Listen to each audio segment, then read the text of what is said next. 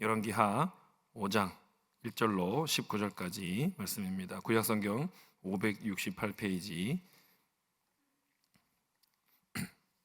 교독하시고 마지막 절을 함께 읽읍시다. 아람 왕의 군대 장관 나아만은 그의 주인 앞에서 크고 존귀한 자니 이는 여호와께서 전에 그에게 아람을 구원하게 하셨음이라. 그는 큰 용사이나 나병 환자더라. 전에 아람 사람이 떼를 지어 나가서 이스라엘 땅에서 어린 소녀 하나를 사로잡음에 그가 나아만의 아내에게 수종 들더니 그의 여주인에게 이르되 우리 주인이 사마리아에 계신 선지자 앞에 계셨으면 좋겠나이다. 그가 그 나병을 고치리다 하는지라. 나아만이 들어가서 그의 주인께 아뢰어 이르되 이스라엘 땅에서 온 소녀의 말이 이러이러하더이다 하니 아람 왕이 이르되 갈지어다. 이제 내가 이스라엘 왕에게 그를 보내리라 하더라. 나아만이 곧 떠날새 은 10달란트와 금 6,000개와 의복 10벌을 가지고 가서 이스라엘 왕에게 그 글을 전하니 일렀으되 내가 내 신하 나아만을 당신에게 보내오니 이 글이 당신에게 이르거든 당신은 그의 나병을 고쳐 주소서 하였더라. 이스라엘 왕이 그 글을 읽고 자기 옷을 찢으며 이르되 내가 사람을 죽이고 살리는 하나님이냐? 그가 어찌하여 사람을 내게로 보내 그의 나병을 고치라 하느냐? 너희는 깊이 생각하고 저 왕이 틈을 타서 나와 더불어 시비하려 함인 줄 알라 하니라. 하나님의 사람 엘리사가 이스라엘 왕이 자기의 옷을 찢었다 함을 듣고 왕에게 보내 이르되 왕이 어찌하여 옷을 찢었나이까? 그 사람을 내게로 오게 하소서.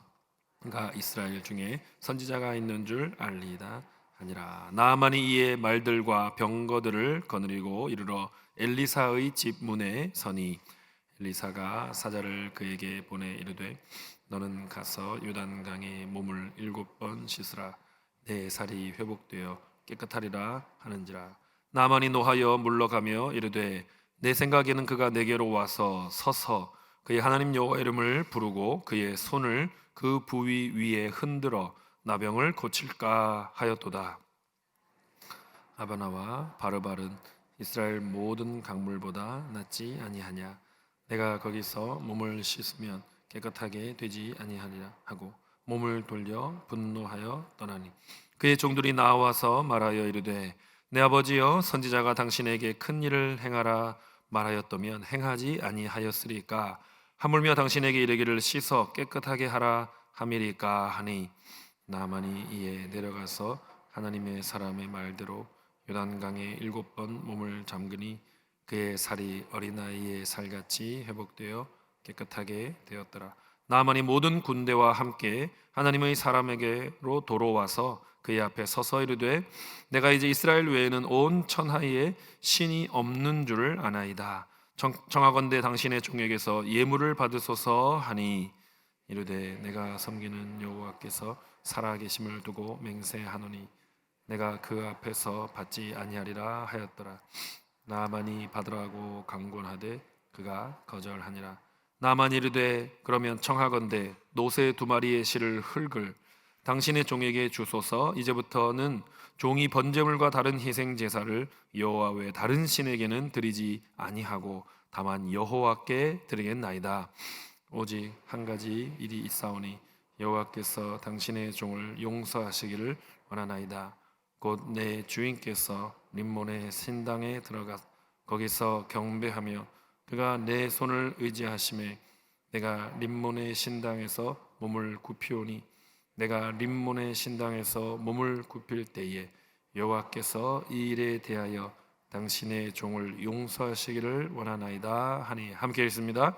엘리사가 이르되 너는 평안히 가라 하니라. 그가 엘리사를 떠나 조금 가니라. 아멘. 오늘 살아났으니 살려라 라는 제목으로 말씀 증거해 주실 때 큰 은혜 받으시기 바랍니다. 우리 할렐루야 손들어서 인사하면서 목사님 모시겠습니다. 할렐루야 할렐루야. 할렐루야는 뜻이 여호와를 찬양하세, 우리 하나님 여호와를 찬양하세, 그런 뜻입니다. 자, 하나님께 한번 할렐루야 다시 고백합시다. 시작. 할렐루야. 하나님을 찬양합니다. 그런 뜻입니다. 자, 오늘 새벽에 우리 설교 주제 제목은 살아났으니 살려내라. 자, 다 같이 한번 시작. 살아났다 혹은 살려내라, 이 주제를 여러분이 가만히 들여다보고 생각을 묵상을 하면 죽음이라는 것이 전제가 되어 있습니다. 죽었기 때문에 또는 죽어가고 있기 때문에 살려내라. 너도 죽었었는데 하나님의 놀라운 은혜로 살아났으니 다른 사람을 살려내라. 그런 주제로 설교를 할 것인데, 죽음이 전제로 되어 있다는 것입니다. 죽음이 왜 전제로 되어 있느냐? 당연히 우리는 히브리서 9장 27절에 한 번 죽는 것은 사람에게 뭐라고요? 정하신 것이요, 정해진 것이요, 그런 뜻입니다. 한 번 죽는 것은 사람에게 정해진 것이요. 우리가 이제 역사 공부를 하다 보면은 히랍의 그리스의 마케도니아 시절에 그 대제국을 출범한 왕은 필립 왕입니다. 그의 아들이 유명한 알렉산더 대왕입니다. 이 필립 왕이 아주 이름을 떨치고 오늘의 전 유럽이 벌벌 떨고 그럴 만큼 위세를 떨치고 있었습니다. 정말 기고만장이라고 할 수 있죠. 그런데도 이 필립 왕이 현명하고 지혜로웠던 것은 그의 시종무관에게, 요즘은 비서실장이라 할까요? 시종무관에게 당부를 했습니다. 너는 매일 아침 나에게 문안 인사를 할 때 문안 인사하고 한마디를 꼭 더 붙여라. 폐하께서도 반드시 한 번 죽는다는 사실을 잊지 마세요 라고 외치라. 시종무관 입장에서는 그 말하는 게 부담스럽지만은 왕이 시키니까, 그리 하라 하니까 시종무관은 매일 아침 왕이 잘 주무셨는지 문안 인사를 하고 난 다음에 바로 큰 목소리로 그렇게 외쳤다는 것입니다. 아주 현명하고 지혜로운 왕입니다. 우리가 이 육신적으로 혹은 육체적으로 한번 죽는 것은 누구나, 적어도 한 초등학생, 늦어도 중학생이 되면 이치적으로도 알게 되죠. 한 번은 죽구나. 우리 가문에 또 할아버지나 어르신들이 때가 되면 돌아가시고 하니까 자연스럽게 알게 됩니다. 저도 어릴 때 초등학교 갓 들어가기 전인지 저희 이제 할아버지는 얼굴을 몰랐고 제가 이미 할머님이 돌아가셨을 때 선명하게 기억이 납니다. 참 어린 마음이지만 그토록 사랑이 많으신 할머님이 계시지 않는 첫날 밤은 어리지만 제 마음에 너무나 쓸쓸했고 정말 천지가 없어진 것처럼 그런 감정을 느꼈던 추억이 떠오릅니다. 그런데 이제 성경이 강조하는 것은 그런 육신적인 죽음보다 더 심각하게 다루는 것은 영적으로 우리 인간은, 달리 말하면 우리 온 인류는 영적으로 이미 죽었다는 것입니다. 자, 한번 받아봅시다. 이미 죽었다. already, 이미 죽었다. 그러면 불신자들이나 어떤 사람들은 불만을 느낄 수도 있고 심지어 항의할 수도 있겠지요. 내가 멀쩡히 살아있는데 뭘 죽었다는 말입니까? 에베소서 2장 1절 이하를 읽어보면은 그때 너희는 공중의 권세 잡은 자를 따랐다. 그리고 너희들은 실제로 죽었던 자들이다. 성경이 그렇게 선언하고 있죠. 그거는 우리가 이미 죽었다는 것입니다. 그래서 우리가 이제 성경을 가지고 공부하면은 혹은 신학적으로 공부를 하면 죽음은 육체적인 죽음이 있고 영적인 죽음이 있고 영원한 죽음이 있습니다. 적어도 세 가지로 우리가 분류를 하고 정리를 할 수 있습니다. 육체적인 죽음은 이미 설명을 했습니다. 뭐 공동묘지도 생각할 수가 있고 병원의 중환자실에서 또 이제 치료를 받다가 이제 더 이상 육신의 생명이 끝나는 뭐 육적인 죽음. 영적인 죽음은 바로 에베소 2장 1절 이하의 가르침입니다. 하나님과의 관계가 단절돼 버린 상태. 그게 영적으로 죽은 것입니다. 창세기 3장 1절로 8절에 아담과 하와가 에덴 동산에서 하나님과의 언약을, 하나님과의 약속을 깨뜨리는 순간에 우리 인간은 영적으로 죽은 것입니다. 아담과 하와는 옛날 옛적에 우리의 첫 번째 먼 조상이지만은 그들이 하나님과의 언약, 약속을 깨뜨림으로 말미암아 그 영적 죽음은 우리에게까지 영향을 미친 것입니다. 그래서 로마서 5장 12절을 읽으면 한 사람으로 말미암아 죄가 들어왔고 죄로 말미암아 사망이 왔나니. 저는 인류 역사에서 가장 머리가 명석한 사람이 바울 사도라고 생각합니다. 그 바울 사도가 예수님 만나서 성령의 감동까지 받았기 때문에 로마서를 예를 들면 그 문장 구조라든지 그 단어 표현이라든지 정말 놀랍기가 그지없습니다. 그 로마서 5장 12절에 한 사람으로 아담으로 말미암아 죄가 들어왔고 그 죄로 말미암아 사망이 왔나니 그러므로 아담의 후손된 우리는 태생적으로 태어날 때부터 죄인으로 태어났단 말이에요. 그 말은 영적으로 죽은 상태로 태어났다. 받아옵니다. 영적 죽음. 이걸 이제 인식을 하고 인정을 하고 이걸 받아들여야 그 다음에 다음 단계로 넘어갈 수가 있는 거예요. 나는 죽지 않았습니다. 왜 내가 죽어요? 멀쩡한데요. 내 의식이 깨어 있는데요. 그렇게 주장하면 그 다음으로 넘어갈 수가 없지요. 내가 영적으로 죽었다. 그래야 살아날 수 있는 길이 보이게 되는 것이고 살아나는 방안을 찾을 수가 있는 것입니다. 세 번째 죽음은 영원한 죽음이라고 일컫습니다. 받아봅시다. 영원한 죽음. 그건 이제 예를 들면 누가복음 16장 19절로 31절에 보면은 거지 나사로와 부자 이야기를 예수님이 직접 해 주셨지 않습니까?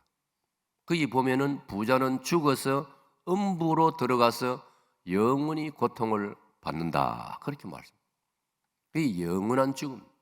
이제 그거는 더 이상 기회가 없는 것입니다. 그러므로 이 죽음 문제를 해결받는 기회는 우리가 이 땅에 살아있을 때뿐인 것입니다. 중세 교회, 중세 시대 때 예를 들면 1000년부터 약 1500년대까지 1500, 1600년까지를 중세 시대라 하는데 그 중세 시대 때 로마교가 로마교가 다른 말로 기독교지요. 로마가 중심이 돼 있으니까 로마교라 부르는데 그 중세 교회가 어두워졌습니다. 이걸 중세 교회의 타락이라고 부릅니다. 그러니까 이제 당시의 성직자들이 로마 교황을 비롯해서 성직자들이 우선 청중들에게 교인들에게 위로를 주려고 죽은 사람에 대해서 그들이 교리를 만들어냈단 말이에요. 그게 연옥설입니다. 풀가토리라고 불리우는데 연옥설을 만들어가지고 죽은 조상도 살아있는 후손이 하나님께 정성을 다드리고 공을 들이면 지옥에서 조금 나은 곳으로 하나님이 이동시켜 주신다. 그곳이 연옥이다. 지옥보다는 좀 견딜 만한 곳이다. 그거 만들어냈어요. 이제 로마교 사람들은 지금도 그걸 고치지 않고 유지하고 있단 말이에요. 그런데 중세 시대 때 1517년에 마틴 루터를 비롯해서 요한 칼빈 그 뛰어난 종교 개혁가들이 같은 시대에 하나님께서 한 사람 하면 힘이 드니까 외로우니까 동시대에 많은 개혁자들을 한꺼번에 일으켜 주셨어요. 스위스의, 독일의, 스코틀랜드의, 헝가리의 종교 개혁가들이, 헝가리의 존 후스, 스코틀랜드의 존 낙스, 스위스의 칼빈과 잉글리, 독일에는 마틴 루터를 비롯해서 동시대의 개혁자들이 일어나가지고 로마 교황을 향하여 항의한 것입니다. 항의하다는 것이 영어의 프로테스트하다, 프로테스트, 항의하다, 항의하는 사람들, 프로테스탄트. 그래서 우리를 가리켜 별명이 항의하는 자들. 근데 그거는 뭐 인간적으로 항의한다는 게 아니고 잘 성경을 왜곡되게 주장하는 당신들에게 우리가 하나님 앞에서 항의합니다. 그게 이제 마틴 루터의 95개조 반박문을 비롯해서 이건 아주 사실은 자랑스러운 이름입니다. 그런데 그 중에 바로 이 종교개혁자들이 그 연옥설을 취소해라, 마리아는 죄가 없다고 하는 마리아 무죄설을 취소하라, 교황은 잘못을 저지르지 않는다, 교황 무오류설을 취소하라. 그 취소하면 우리가 다 같이 한 기독교 공동체로 협력하겠다. 그러나 로마 교황은 레오 10세를 비롯해서 로마교 세력들은 종교개혁자들을 깔아뭉개고 심지어 사형시키고 무시했단 말이에요. 그래서 어쩔 수 없이 1500년대에 하나로 1500년까지 하나로 왔던 우리 기독교가 1500년대에 나누어지게 됐단 말이에요. 로마교하고 오늘의 우리 프로테스탄트 기독교하고. 그래서 이제 이 영원한 죽음을 제가 설명하면서 연옥설을 간단히 소개를 했습니다만은 그런 연옥이라는 것은 성경이 없고 하나님의 품에 또 믿음의 조상 아브라함이 가 있는 요한 16장 19절 이하를 읽으면 그 하나님의 품을 다른 말로 하나님의 나라를 다른 말로 아브라함의 품이라, 하나님을 믿은 예수님을 믿는 사람들이 가 있는 곳이기 때문에 아브라함의 품이라고 그렇게 표현을 하고 있는 것입니다. 왜냐? 로마 4장을 읽으면 하나님을 가장 잘 믿은 조상이 아브라함이란 말이에요. 그래서 아브라함을 믿음의 조상이라고 한단 말이에요. 받읍시다. 믿음의 조상. 오늘 여러분도 세월이 지나면서 여러분의 자녀들과 후손들로부터 믿음의 조상으로 존경받고 믿음의 조상으로 고맙게 여김을 받는 그런 여러분들 다 되시기를 축복합니다. 할렐루야. 자, 그러면 이제 이렇게 이제 육적 죽음, 자반합니다. 육적 죽음, 영적 죽음, 영원한 죽음. 그럼 어떻게 할 것이냐? 여러분, 저는 가만히 살아보니까 또 예수님을 믿고 성경을 공부하고 기도하고 깨달아 보니까 이런 것 같아요. 우리 한국 사람에게 가장 친근한 종교는 무슨 종교일까요? 불교입니다. 한국 사람들은 여론조사, 설문조사를 하면 불교에 가장 우호적입니다. 그건 뭐 어쩔 수 없지요. 자연스럽지요. 왜냐하면 우리가 이제 학교 시절에 배웠듯이 고구려 신라 백제 시대 때 당나라로부터 불교가 들어왔단 말이에요. 이 불교는 역사가 찬란하단 말이에요. 삼국시대 1000년에다가 고려시대 450년에다가 조선시대 550년, 600년, 불교는 이 땅에 뿌리가 깊이 내려져 있단 말이에요. 그러니까 여러분, 불교 스님이 가게나 마을에 탁발하러 올 때 동양 얻으러 오면 자연스럽단 말이에요.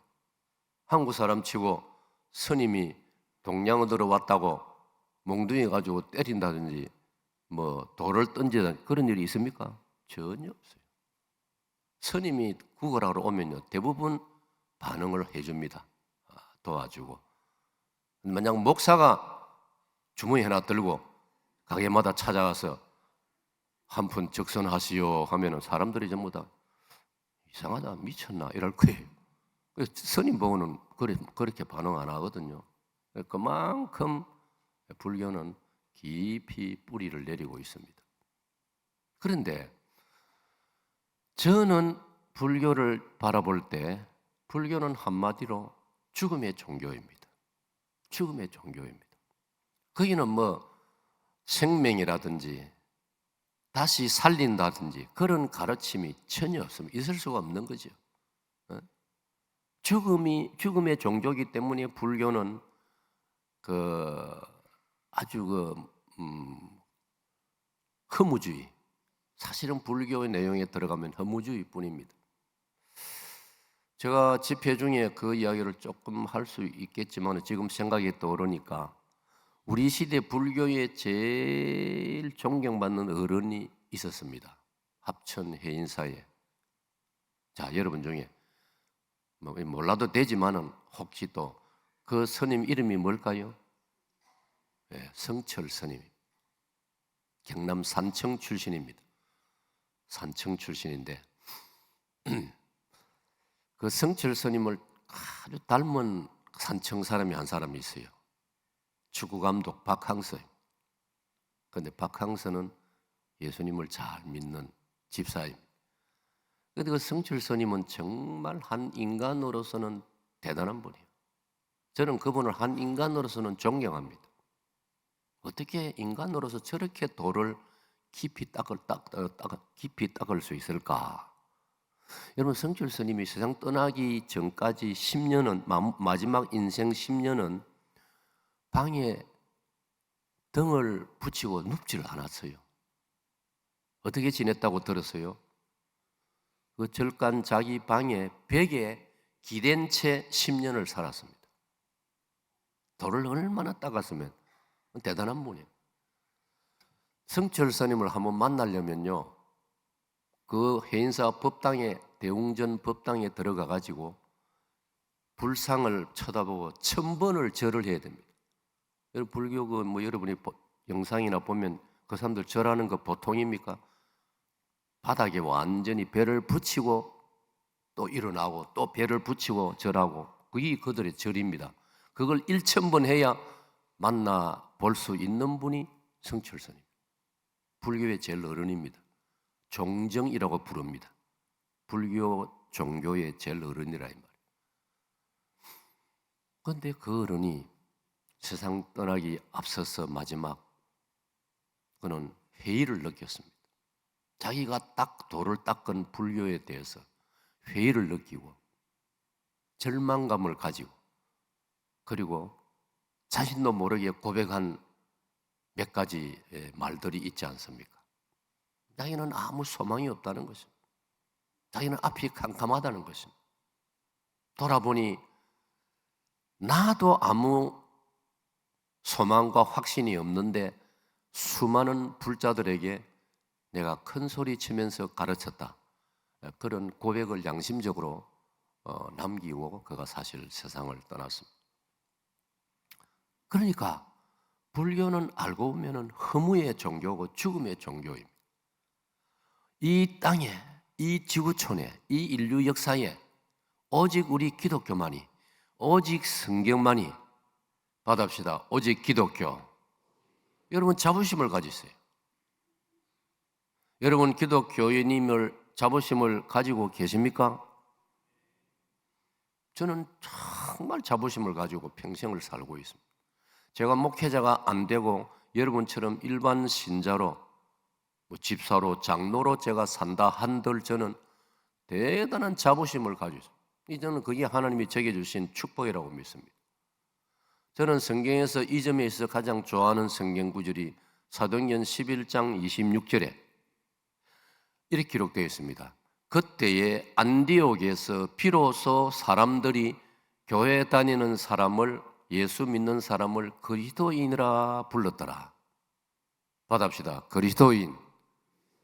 그리스도인을 영어로 크리스찬이라. 한자로는 기독교인, 이 크리스찬입니다. 그리스도인. 그 다음에 사도행전 26장으로 넘어가면 26장 29절에서는 바울 사도가 재판을 받고 있습니다. 참 이런 모순이 어디 있습니까? 저는 기독교 이전 역사를 생각하면서 모순 중에 가장 모순이 독재자가, 악한 통치자가 우리를 예수님 믿는다고 해서, 예수님을 전한다고 해서 잡아 가두고 심지어 사형을 시키는, 이것만큼 저는 악한 건 말할 것도 없고 이런 모순이 어디 있습니까, 여러분? 기독교인이 뭘 잘못했습니까? 예수 믿는다고 우리가 무슨 이 사회에 끼친 해악이 있습니까? 아니, 기독교 때문에 이 사회가 그나마도 밝아졌고 살만하게 되었고, 우리 한국의 1800년대 말에 미국, 영국, 캐나다로부터, 호주로부터 선교사님들이 들어옴으로 말미암아 캄캄했던 이 땅이 밝아지게 되었고, 학교가 세워지고, 병원이 세워지고, 교회가 세워지고, 유치원이 세워지고, 고아원이 설립이 되고, 이 기독교인데 왜 독재자들은, 악한 통치자는, 공산주의는 왜 기독교를 그렇게 못 살게 구느냐? 저는 인류 역사에서 이런 모순이 없다고 생각합니다. 그럼에도 불구하고 저와 여러분은 세상이 무슨 소리를 하든 나의 신앙에 대해서, 우리 기독교에 대해서, 우리 성경에 대해서, 우리 예수님에 대해서 분명한 신앙과 자부심을 가지고 살아가시기를 축복합니다. 그 모범적인 클라이맥스가 사도행전 26장 29절이랍니다. 바울 사도는 복음을 전하다가 바울은 복음을 1차, 2차, 3차 전도 여행을 통해서 지중해의 사이프러스, 구브로 섬을 비롯해서 이스라엘 땅, 소아시아, 오늘날 터키 지역, 심지어 그리스 지역, 많은 지역을 바울 사도가 복음을, 이거는 정말 참 초인적인 그런 발걸음입니다. 2000년 전에 무슨 교통수단이 있었습니까? 뭐 배를 탄다거나 바다에서, 그 배도 옛날에는 다 노를 저어서, 사람이 노를 저어서 가는 배 아닙니까? 육지에 뭐가 있습니까? 말이 끄는 마차 정도가 있었어요. 뭐 바울이 그 당시에 뭐 마차를 자가용처럼 소유했겠습니까? 그럼에도 불구하고 1차, 2차, 3차에 걸쳐서 지중해를 누비고 그리스 땅을 누비고 오늘날의 터키 땅을 누비면서 복음을 전했다. 그걸 세상 악한 정부는, 통치자는 그걸 죄라고 단정을 하고 바울을 체포했단 말이에요. 사도행전 20장, 21장으로 넘어가면 바울이 예루살렘으로 선교를 마치고 돌아왔는데 로마 정부는, 로마 황제의 명을 받아 파송된 로마의 총독은 결국 여론을 핑자해가지고 바울 사도를 구속했단 말이에요. 바울이 갇혔다. 예루살렘에 갇히고 또 지중해 변 가이사라 항구로 또 이송이 되고, 그 별장에 로마 총독, 베소도 총독, 그리고 헤롯 아그리파 2세, 허수아비 같은 권력이 별로 없지만은 모양만 갖춘 헤롯 아그리파 2세 유태 왕이, 그 두 사람이 바울을 재판한단 말이에요. 재판장이 되어가지고 많은 권력자, 실력 귀족들이 그 재판정에 구경하러, 방청하고 구경하러 즐기러 오고, 그런 상황에서 바울 사도가 재판받는 장면이 거의 사도행전 24, 25, 26장에 자세히 기록된. 그때 바울이 말할 바른 기회를 얻어가지고 말하는 중에 우리의 심금을 울리는 구절이 그 29절이라고, 26장 29절이라고. 바울은 비록 결박이 됐지만 포성줄에 묶였단 말이에요. 우리 같으면 예수님 믿다가 혹은 복음을 전하다가 뭐 이런저런 사유로 그런 처지가 되면 얼마나 인간인지라 연약해지고 낙심도 되고 외로움도 느끼고 그럴 수 있지 않습니까?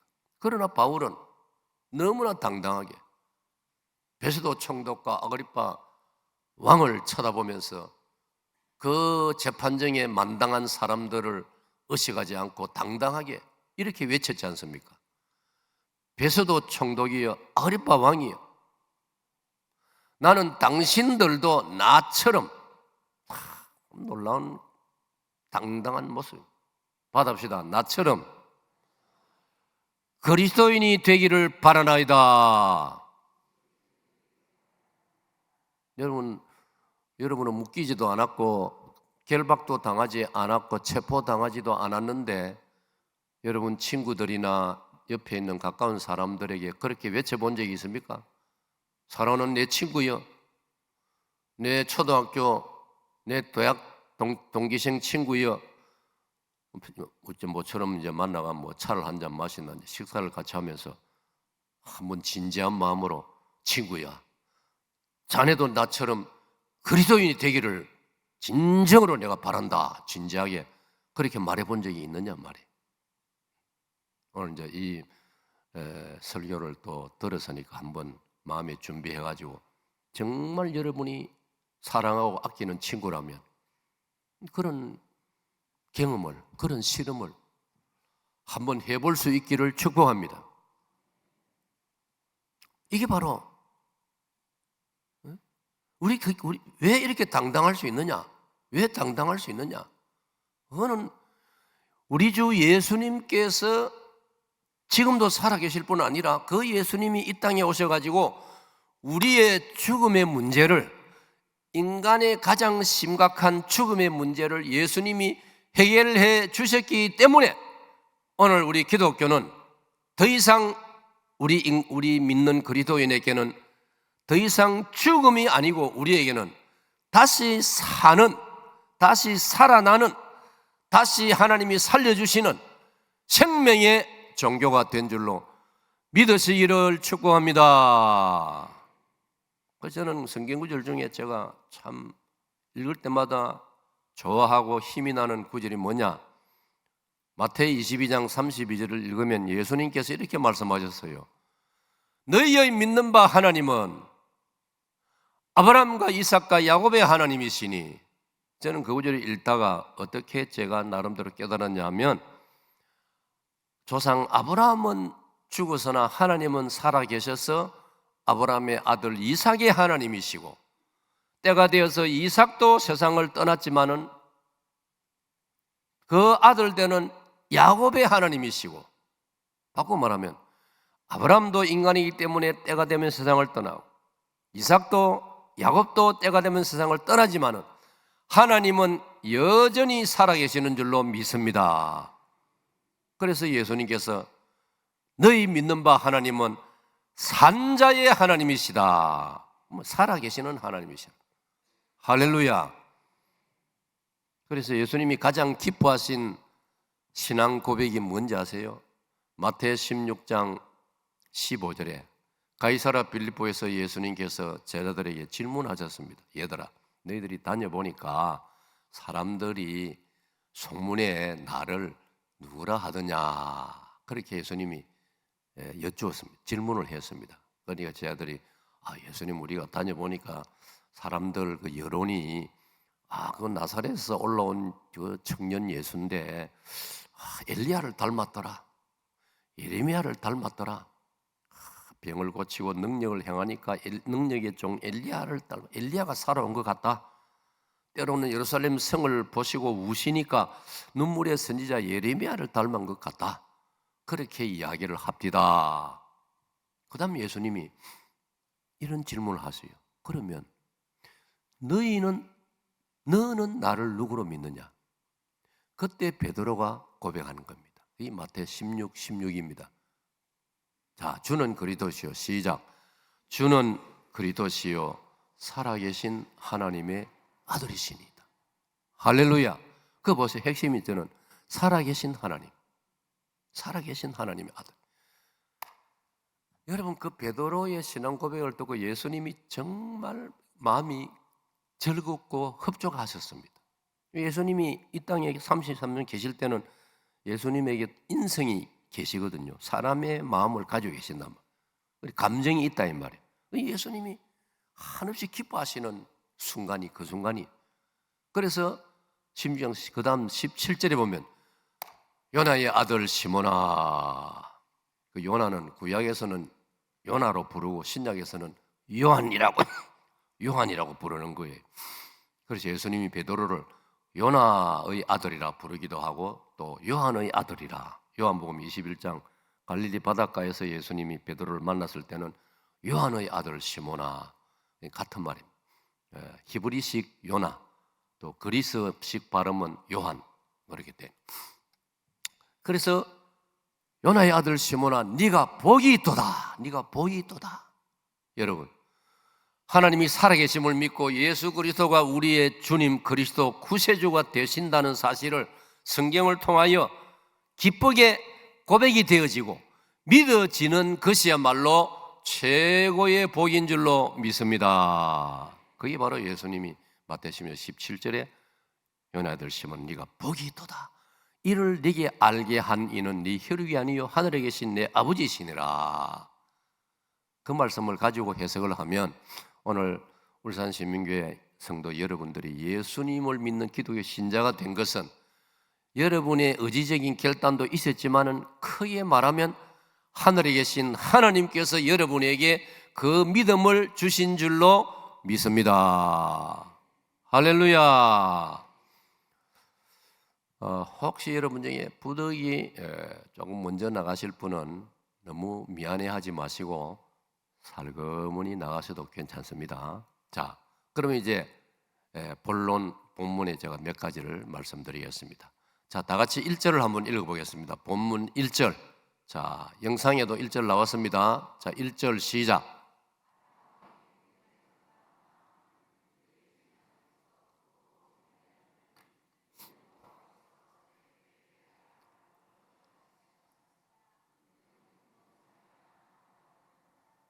자, 여기 제가 오늘 살려라 받합시다. 살려라.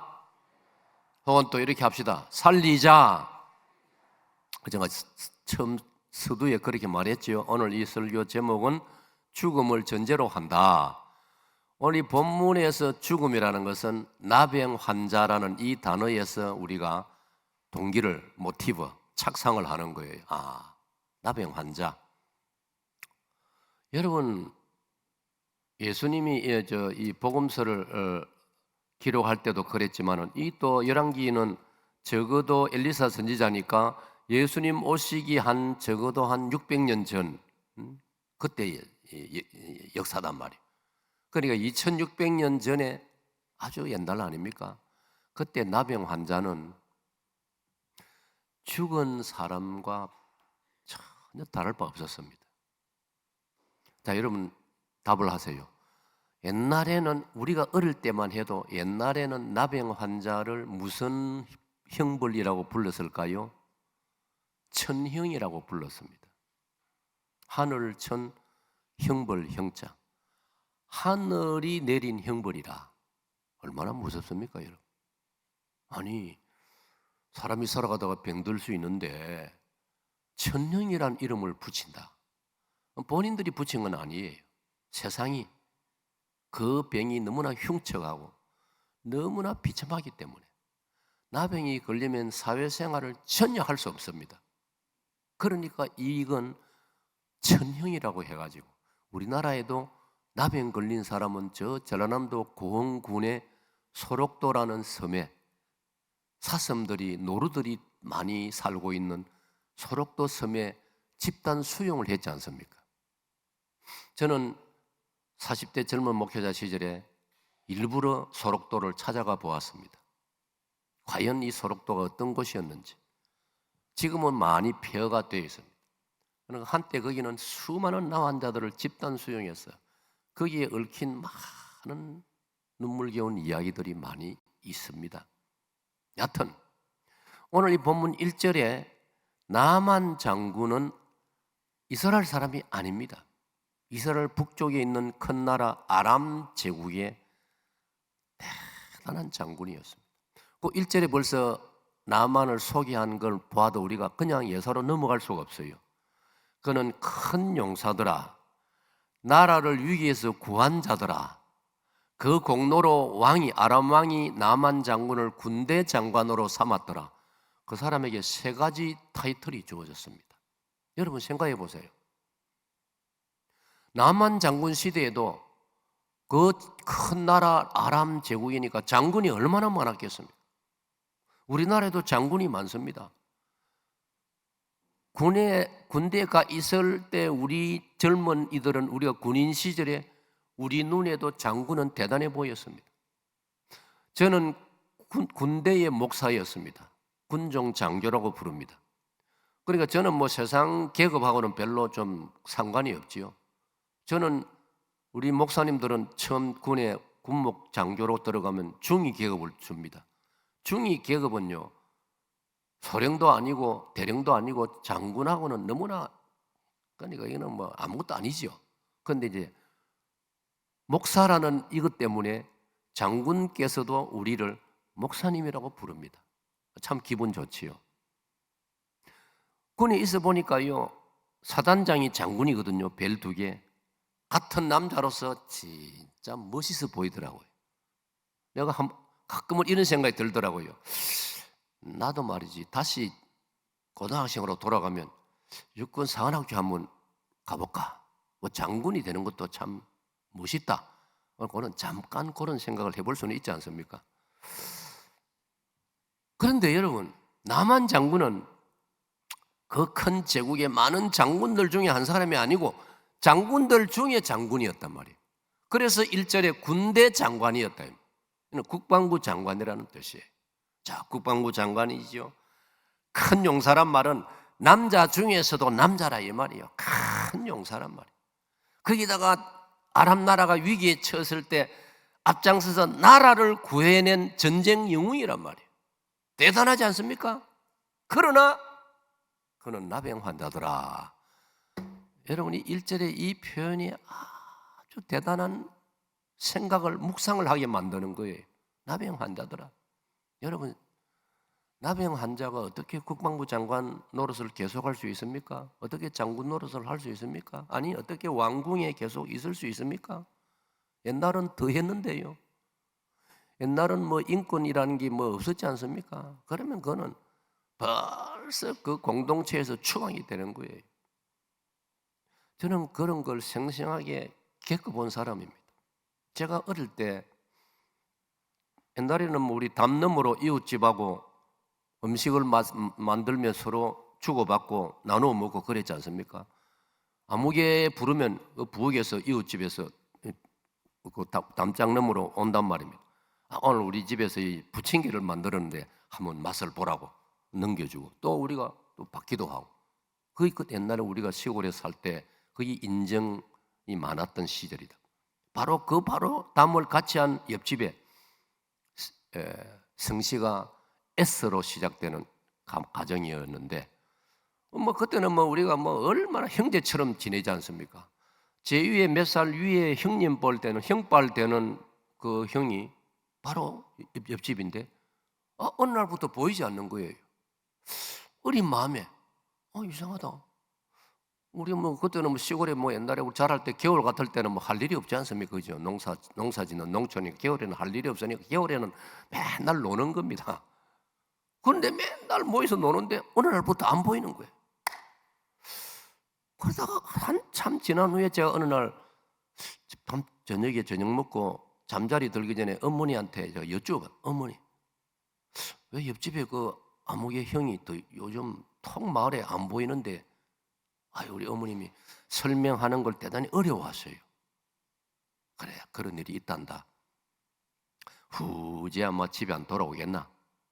알고 보니까 나병이 들은 거예요. 그래서 집에서도 쫓겨나고 마을에서도 쫓겨나고 나환자들만 모여 사는 나환자촌으로 간 거예요. 저는 어린 마음에 그 병이 얼마나 나쁜 병이고 무서우면 가족하고도 같이 살 수가 없고 이 정든 인정 많은 마을에서도 살 수가 없는가. 어린 마음에 참 슬프기도 하고 궁금하기도. 그 형은 어떻게 되었을까? 여러분, 놀라운 일이 생겼어요.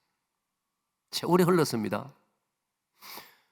제가 20대 시절에 이제 27살에 우리 고신 국방부 가서 시험을 쳐가지고 군종 장교 합격을 하고 그 다음에 신학을 대학하고 신대원 7년을 다 마치고 광주 어제 말한 상무대 훈련 받고 군목이 돼서 강원도 철원에 3, 4단에 3,300명의 장병을 책임진 이제 목사가 되었어요. 그런데 김해의 어느 교회에서 저를 강사로 청했어요. 가서 강사로 갔어요. 그런데 그 학생 집회가 열렸는데 그 집회 열린 교회당이 낭원자촌의 교회당이었어요. 제가 태어나고 처음으로, 처음은 아닐 거예요. 신학생 시절에도 낭원자촌을 우리가 방문하기도 했는데 그 형을 그 교회에서 만난 거예요. 할렐루야. 저 이제 목사가 되었으니까 20대 후반에 내가 해석이 되는 거예요. 이 형이 인간적으로는 버림을 받고 인간적으로는 가정에서 마을에서 참 떠나야만 했는데 도무지 그 가문으로서는 우리 마을로서는 상상할 수 없는 그가 나한나촌에 들어가가지고 기독교 신자가 된 것입니다. 할렐루야. 집사님이 되어 있더라고요. 그래서 제가 이 본문 11개 5장을 나만을 읽으면 자연스럽게 그 에서 형이 떠오르고 처음에는 슬펐지만은 그가 당당한 기독교 신자가 되어서 집사님이 되어서 교회를 잘 섬기고 신앙생활하고 있는 그 모습에서 저는 앞에 슬픔을 이기고도 남는 제가 영적으로는 쾌거를 하나님께 찬송을 드리는 그런 경험을 추억이 떠오릅니다. 그러니까 바꾸고 말하면 나만 장군은 사실은 살아있지만은 죽은 사람과 방불하단 말이에요. 그러면 오늘 본문이 가르치는 핵심이 뭐냐? 이 나만을 살려야 된다는 말이에요. 본문에서 나만을 살린다는 말은 나만을 고치는 겁니다. 나병을 고치는 것입니다. 그 당시에 인간의 힘으로는 나병을 고칠 수 없습니다. 여러분 생각해 보세요. 아까 말한 대로 아람 큰 나라의 대제국의 큰 용사요, 군대 장관이요, 전쟁 영웅이기 때문에 본인의 힘으로도 그렇고 왕의 힘으로도 그를 아끼는 사람이 왕이기, 1절에 보면 왕이라는 이름이 자꾸 나오지 않아요. 그의 주군, 자기가 가장 아끼는 장군이 나만입니다. 가장 아끼고 가장 신뢰하기 때문에 국방장관으로 임명했단 말이에요.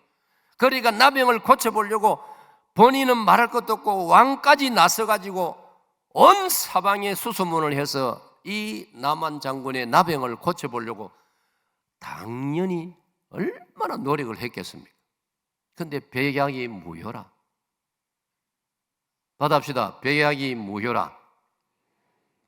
이거는 영적으로 해석하면요, 죄 문제는 인간이 아무리 노력해도 안 되는 거예요. 아까 말했죠. 합천해인사의 성철 스님, 인간이 가지고 있는 양심적으로 자기가 고백하는 죄 문제를 불교에 가르치는 교리를 따라서는 평생을 돌을 닦고 덕을 쌓아도 마지막 순간에 자기는 그 문제가 해결 안 되기 때문에 고민을 안고 비극적인 아닌 비관적인 고백을 남기고 그가 눈을 감았단 말이에요. 그 죄 문제는 인간의 힘으로는 결코 해결할 길이 없는 것입니다. 이거는 창조주 하나님만이 해결해 주실 수 있는 문제인 줄로 우리는 믿습니다. 이 문제를 해결하시려고 오신 분이 예수님 아니십니까? 요한복음 1장 29절 보라, 세상 죄를 지고 가는 하나님의 어린 양이로다. 세상 죄를, 저와 여러분의 죄를 한 몸에 짊어지시고 이 땅에 오셔가지고 결국은 골고다 십자가에서 모든 인류의 죄악을 짊어지시고 너무나 그 짐이 무거워서, 너무나 그 짐을 감당하기 힘들어서 예수님께서는 겟세마네 동산에서 아버지여, 다른 길이 있다면 제가 이 잔을 피하게 해주십시오.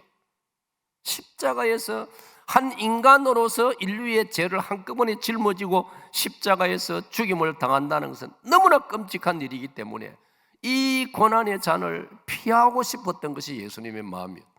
그러나 나의 뜻대로 마시고 아버지의 뜻대로 하십시오.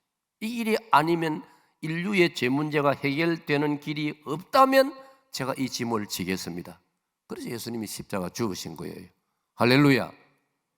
그래서 우리는 고전 1장 18절에서 십자가의 도가 멸망하는 자들에게는 미련해 보이는 것이요 구원을 받는 우리에게는 하나님의 능력이라. 할렐루야.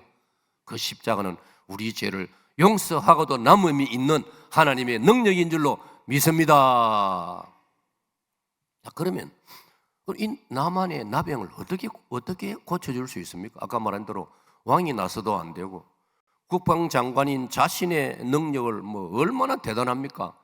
자기 아내도 얼마나 노력했겠습니까? 온 친구들이나 온 일가 친지가 다 나서가지고 우리 가문을 빛내는 출세한 저 나만 장군의 저 병을 고쳐야 되겠다. 수많은 사람이 들고 일어나가지고 노력을 했지만은 길이 없단 말이에요. 어떻게 할 것입니까? 그런데 놀랍게도 열왕기하 오늘 본문은 이 나만을 고치는 이야기가 나와 있단 말이에요. 이 나만을 고치는 이야기의 첫 번째가 뭐냐? 2절 3절에 보니까 이스라엘 어린 소녀라는 단어가 나옵니다. 이스라엘에서 포로로 잡혀온 어린 소녀 하나가 이렇게 되어 있어요. 이야, 여러분. 자, 우리 주일학교 선생님들은요, 오늘 이 본문에서 여러분 도전을 받으시고 희망을 가져야 됩니다. 이야, 우리 주일학교 어린 아이들, 이거 어린이지만은 우리가 예사로 볼 게 아니다. 왜? 이 본문에 보면요, 어린 소녀 하나가. 요한복음 6장 베세다 들판을 읽으면 그 베세다 들판에서 예수님이 수많은 무리를 가르치고 3, 4일 동안에 굶어 있는 사람도 많았지 않습니까? 그때 그 무리를 배불리 먹이는 500여 기적, 보리떡 5개, 물고기 2마리 제공한 사람이 누굽니까? 어린 소년 아닙니까? 소년. 우리가 주일 학생들을 잘 가르쳐 놓으면요, 여러분의 자녀, 손주를 믿음으로 잘 가르쳐 놓으면요, 어릴 때도 그를 통해서 하나님이 놀랍게 역사하신다.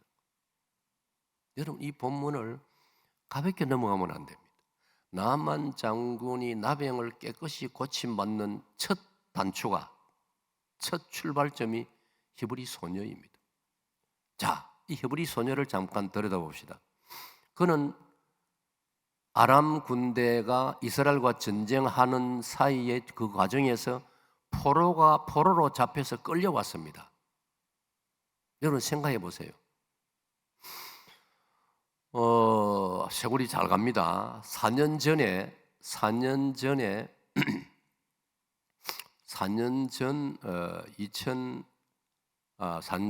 아니네요. 지금 2026년이니까 2023년이네요. 내기에 2023년인지 4년인지 2023년 같아요. 2023년 10월 7일 날 팔레스타인의 하마스 테러 집단이 이스라엘을 기습 공격했습니다. 지금까지도 문제가 다 해결이 안 되고 있죠. 또 이스라엘이 보복을 아주 잔인하게 보복을 하고 이래가지고 복잡한 문제가 아닙니까? 그 하마스가 이스라엘을 기습 공격해가지고 230여 명을 인질로 잡아갔습니다. 잡혀가서 죽기도 하고 거기서 뼈만 앙상하게 남아있기도 뉴스에 보았지 않습니까? 바로 그와 같은 상황입니다. 아람 군대가 이스라엘을 침략하고 전쟁이 나가지고 그 중에 포로로 잡혀간 사람 중에 여기 어린 소녀 하나가 포함되어 있다. 여러분, 우리가 항상 성경을 공부할 때, 읽을 때, 묵상할 때 나를 대입시켜 봐야 됩니다.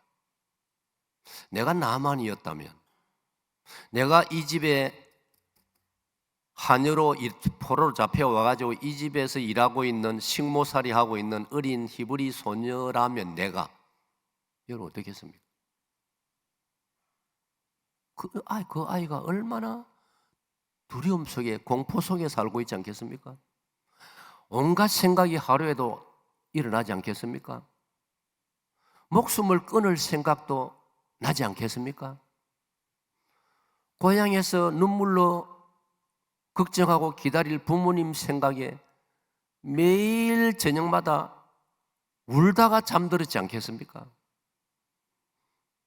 여러분, 우리가 성경을 공부할 때는 상상력을 발휘해야 됩니다. 충분히 그럴 수 있지 않습니까? 그런데도 놀랍게도 저는 이렇게 본문에서 교훈을 받습니다. 받합시다. 그럼에도 이 소녀는 살아남았습니다. 오늘도 우리 주변에는요, 사정이 어렵다고 목숨을 끊는 사람들이 계속 있습니다. 제가 어떤 자료를 보니까요, 우리나라의 사망 원인의 1위가 자살입니다. 한 12년 전에는 암이 사망 1위였습니다.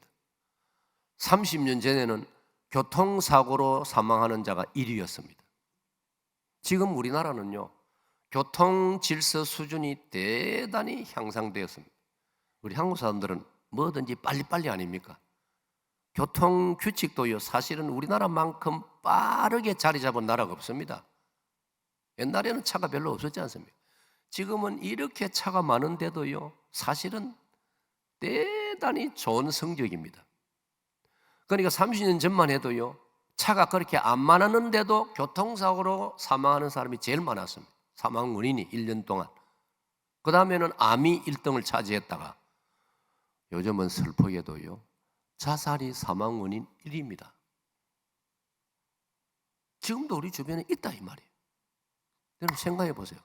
이 히브리 소녀, 여러분 2600년 전이라고 생각할 때 무슨 인권이 있습니까?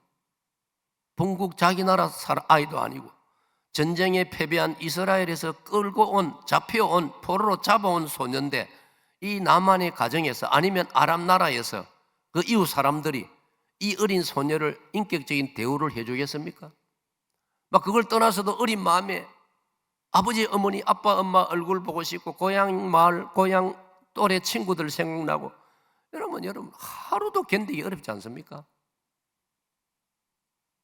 그만 살고 이 생명을 끝내야 되겠다는 생각을 몇 번이나 했지 않겠습니까? 당연히. 놀라운 것은 그럼에도 불구하고 이 소녀는 살아남았다는 것입니다. 오늘 제가 여러분이 강조하고 싶은 것은 저와 여러분도 받합시다. 살아남겠습니다. 제가 어떤 교회 가서 부흥회할 때는 오늘 이 자리에도 분명히 이번 주간에 살까 말까 죽을까 생각하는 사람이 한 명 정도는 있을지 모릅니다. 이런 이야기도 가끔 하는데 여러분한테는 안 하겠습니다. 그런 사람이 전혀 없는 줄로 저는 기대를 하고, 그런데 있더라고요. 왜 있는지 아세요? 죽음이 멀지 않습니다. 제가 이 본문을 묵상하면서 다시 하나님이 깨달아 주시는 메시지가 뭐냐면 죽음은 늘 우리 가까이에 있습니다. 왜냐하면 어느 날 어떤 사람이 다 믿는 사람입니다.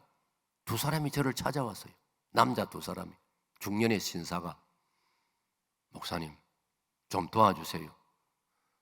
물론 저하고 아는 사이입니다. 뭘 도와드릴까요? 우리 절친이 지금 자살을 준비하고 있습니다.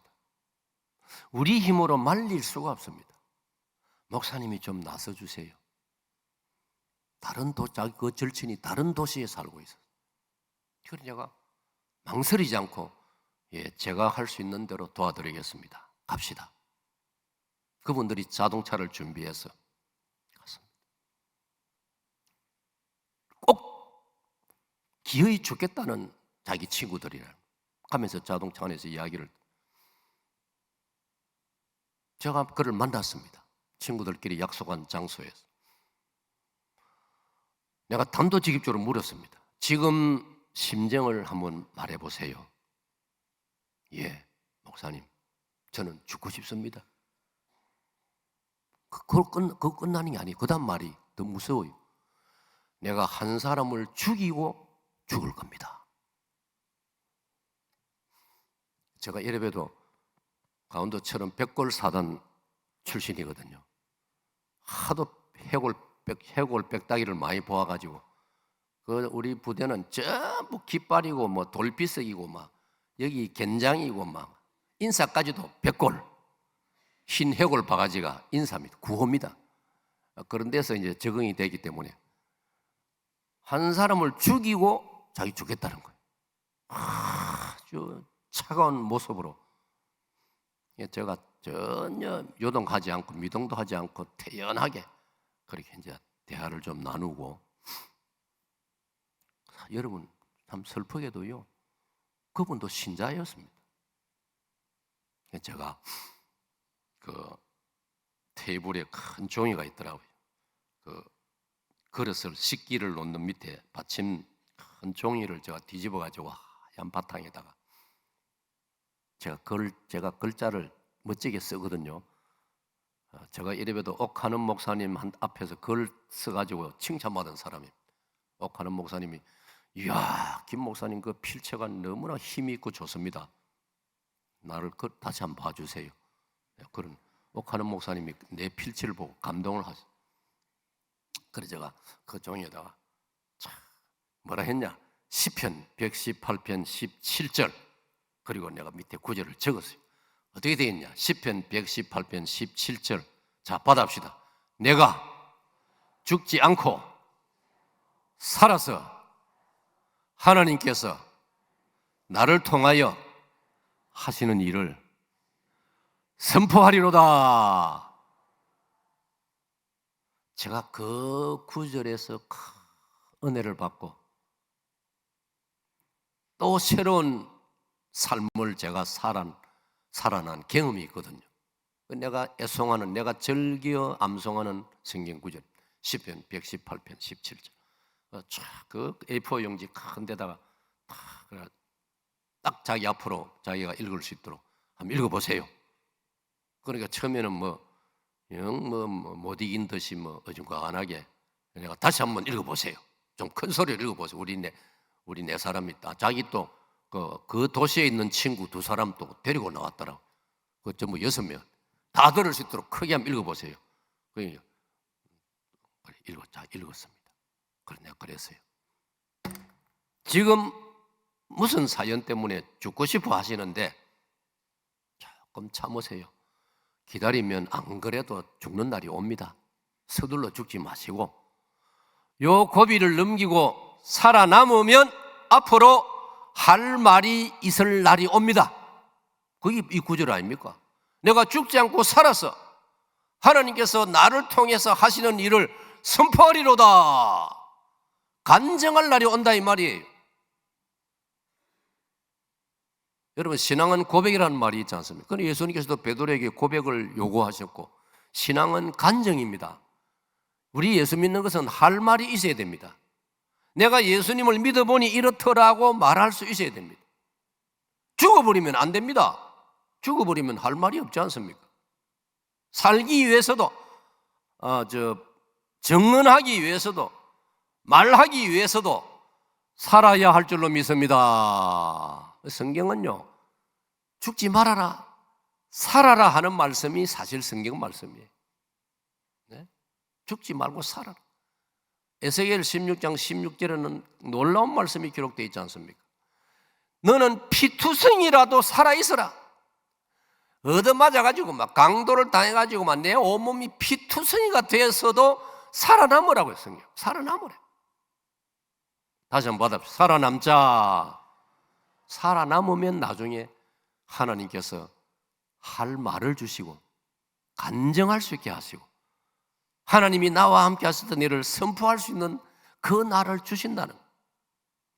그래서 이 히브리 소녀는 살아남기로 작정을 했고 살아남다 보니까 나만 장군의 나병을 새롭게 보기 시작한 거예요.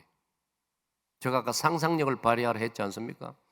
아마 어쩌면 이 본문이 오기 전까지는 이 히브리 소녀가 나만 집에서 하녀로 식모살이하고 살면서 그 주인, 바깥 주인, 안 주인 나만 장군과 나만의 부인을 얼마나 원망스럽게 얼마나 어떤 면에서는 원한과 복수심을 가지고 쳐다보기도 안 했겠습니까? 그러면서 자기를 포로 잡아왔으니까.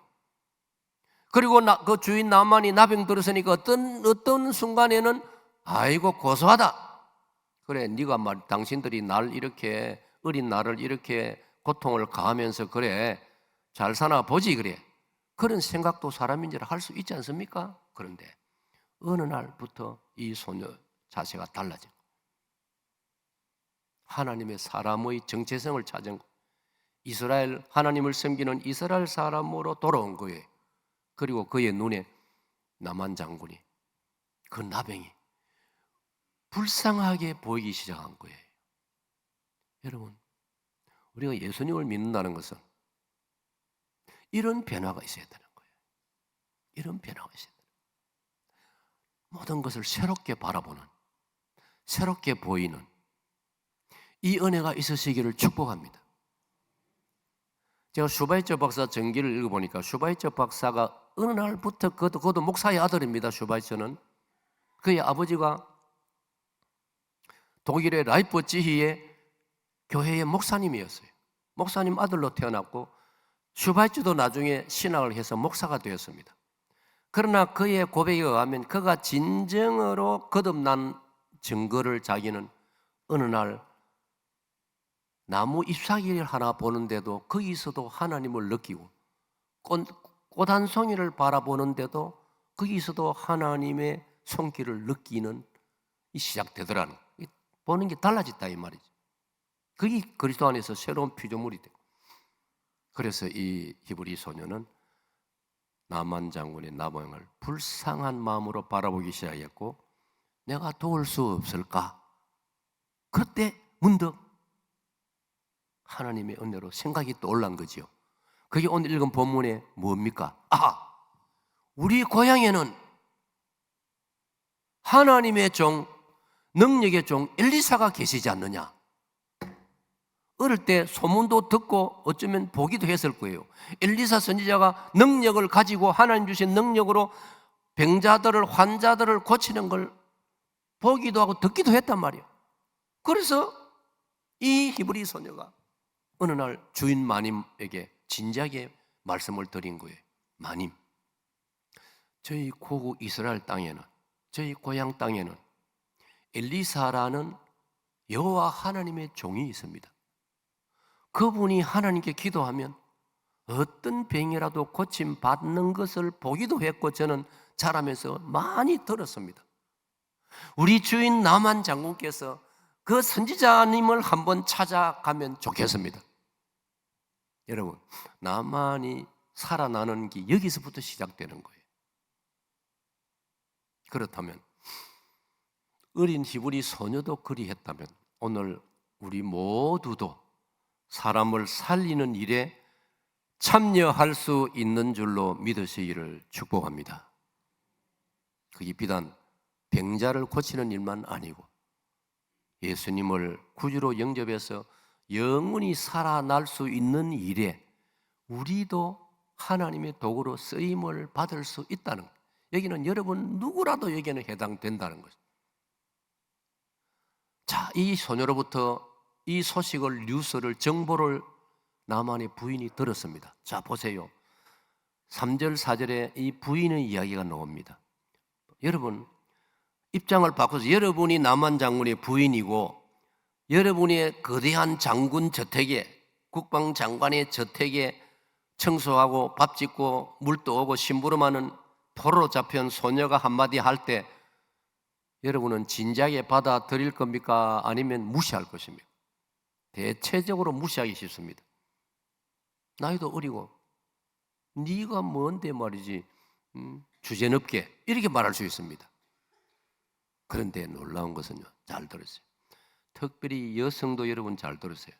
저는요 사진이 없어서 얼굴은 못 봤지만은 이 나만의 아내를 저는 정말 내공이 있는 멋있는 여성이다. 저는 그렇게 생각합니다. 왜냐? 이유는 딱 한 가지입니다. 남편을 살릴 수만 있다면, 남편을 고칠 수만 있다면 자, 우리 속담에 물에 빠진 사람은 뭐라도 붙잡는다? 지푸라기도 붙잡는다. 지금 그 상황 아닙니까? 나만 가정을 보면은 이 히브리 소녀는 지푸라기에 불과합니다. 존재감이 없습니다. 그러나 나만의 아내는 남편을 살리고자 하는 그 일념에, 남편을 고칠 수만 있다 하는 이 일념에, 고칠 수만 있다면 하는 이 일념에 이 소녀의 말을 가볍게 흘러버리지 않았다. 받아들였단 말이에요. 이게 중요한 것입니다. 그러므로 오늘도 우리들에게도 복음을 받아들이는 사람은 정말 아름다운 사람이고 복된 사람인 것입니다. 여러분도 복음을 받아들였기 때문에 오늘 이 은혜를 누리고 있는 것입니다. 그래서 저는 여기서 남한 아내를 이런 각도에서 저는 묵상을 하거든요. 이야, 남편이 나병 들었다. 남편이 별자리를 달고 스타가 되고 장군이 되고 국방장관이 되고 깃발 날리던 이 부부에게 남편이 나병이 들었다. 아까 말한 대로 이미 막 흉측한 질병인데 어떤 여성이라면 혹시 이럴 경우에 어떤 자세를 취할까? 남편을 그래도 끝까지 사랑할까? 남편을 끝까지 지켜낼까? 아니면 보따리 살까?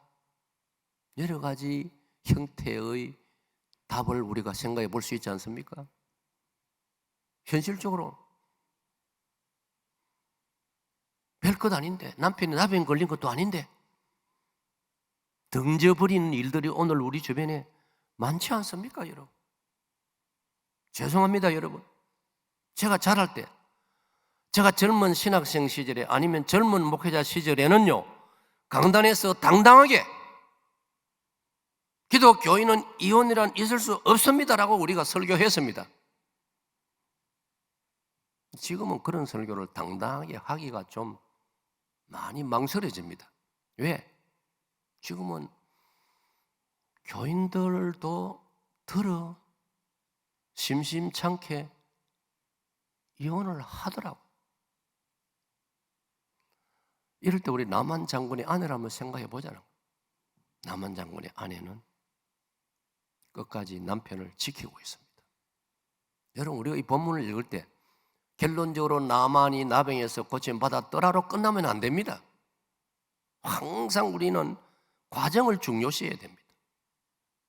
결과만 가지고 잘했니, 너 왜 못했니 이러면 안 됩니다. 과정을 중요시해야 됩니다. 그 과정에서 의미를 찾아야 됩니다. 나만의 아내,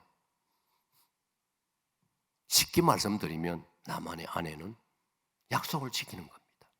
약속이 뭡니까? 부부의 결혼 서약입니다. 여러분, 이 김 목사는 고신총회에서 제가 조사는 안 해봤지만은 제 예감으로 느낌으로 결혼 주례를 아마 가장 많이 한 목회자입니다. 여러분 놀라지 마세요. 그러다가 놀라 자빠지지는 않겠지요. 제가 결혼 주례를 600번 이상 했습니다. 안 놀랍니까? 여러분 한 번도 안 해놓고 결혼 주례를 600번 이상 했다니까요. 여러분 어느 목사님 여러분 아시는 분 붙들고 물어보세요. 목사님은 결혼 주례 몇 번 했습니까? 100번 넘는 분도 많지 않을 것이고 많이 했다고 하는 분들 들어보니 200번, 300번 했더라고요. 저는 600번을 넘었습니다. 그러니까 결혼 서약을 제가 600번을 받았다는 말 아닙니까? 신랑 신부로부터. 서약 내용은 여러분도 알고 있지 않습니까? 여러분도 결혼식 때 서약했지 않습니까? 그중에 가장 우리 마음에 다가오는, 무겁게 다가오는 내용이 너는 기쁠 때나 슬플 때나 가난할 때나 부할 때나 그 다음 말이 중요해요. 병들거나 건강하거나. 보세요. 병들 때도 남편을 지키겠느냐? 병들었을 때도 아내를 지키겠느냐? 여러분 다 서약했다 이 말이에요. 나만 장군의 아내는 그 결혼 서약을 잊지 않고 있는 거예요. 저는 여기서 이 남한 장군의 아내에 높은 점수를 주고 싶었습니다. 정말 멋진 여성이다. 정말 멋진. 충신은 나라가 어려울 때 알아본다는 말이 있습니다. 나라가 어려울 때 누가 정말 충성스러운 신하고 공직자냐? 요즘 우리를 국민을 피곤하게 만드는 일들이 얼마나 많습니까? 정상적으로 봉급받고만 살아도 우리보다 잘 살 수 있는 사람들이 욕심을 내가지고 불법을 행하고 우리 국민들이 피곤할 정도 아닙니까? 나라 어려울 때 충신이, 가정이 어려울 때 어진 아내가 누군지를 알게 된다는 조상들의 말이 있지 않습니까? 어진 아내가 정말 누구인지는 남편이 병들었을 때, 좋은 남편이 누구냐? 아내가 병들었을 때 남한 장군의 아내는 남편을 지킵니다. 그러면서 제가 묵상하는 중에 제가 메모를 이렇게 했어요.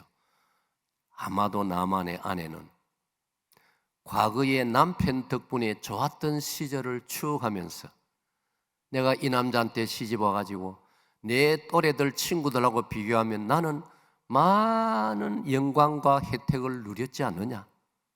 그러니 이 남편을 내가 끝까지 지켜야지. 그렇게 저는 해석이 되어지더라고요. 그런 아내가 있기 때문에 나만이 살아나게 되는 줄로 믿습니다. 이 아내가 남편을 어느 날 저녁에 이제 그 한여에게 들은 이야기를 진지하게 하는 거예요. 여보요, 보세요, 여보. 이스라엘 땅 한번 다녀오세요. 수소문해서 엘리사 선지자라는 분을 만나고 오세요. 그분이 용하다고 합니다. 우리 한국식으로 표현하면 용한 분이라고 합니다. 어떤 병도 그분이 손을 얹고 기도하면 고침을 받는다고 합니다.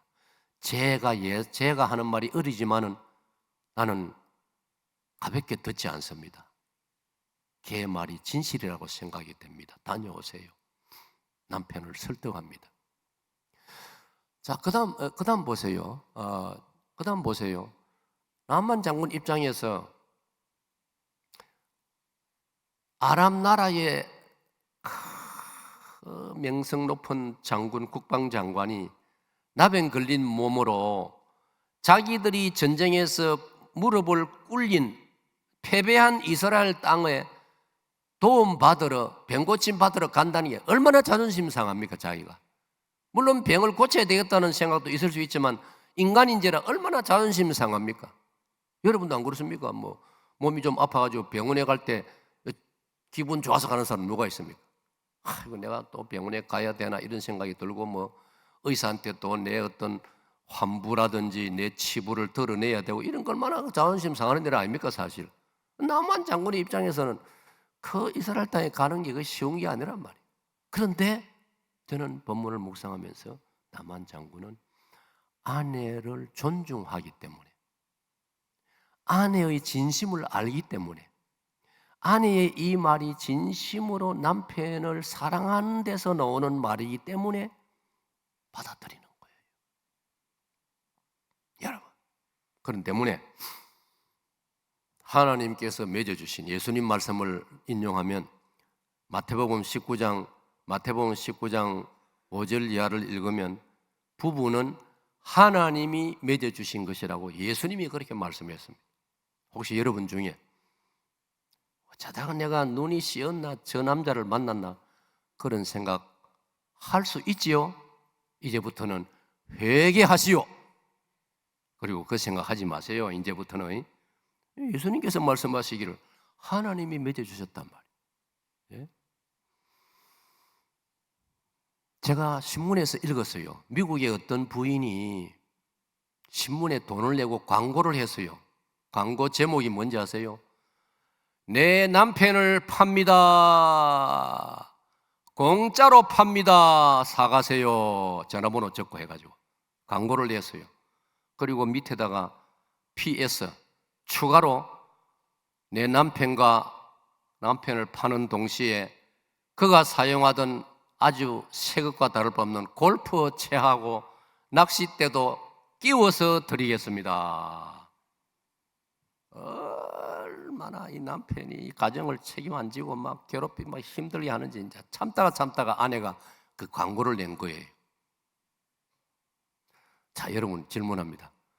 이 남편을 사가겠다고 연락이 왔을까요? 안 왔을까요? 예? 아니, 괜찮아요. 궁금하지 않습니까? 수많은 연락이 왔습니다.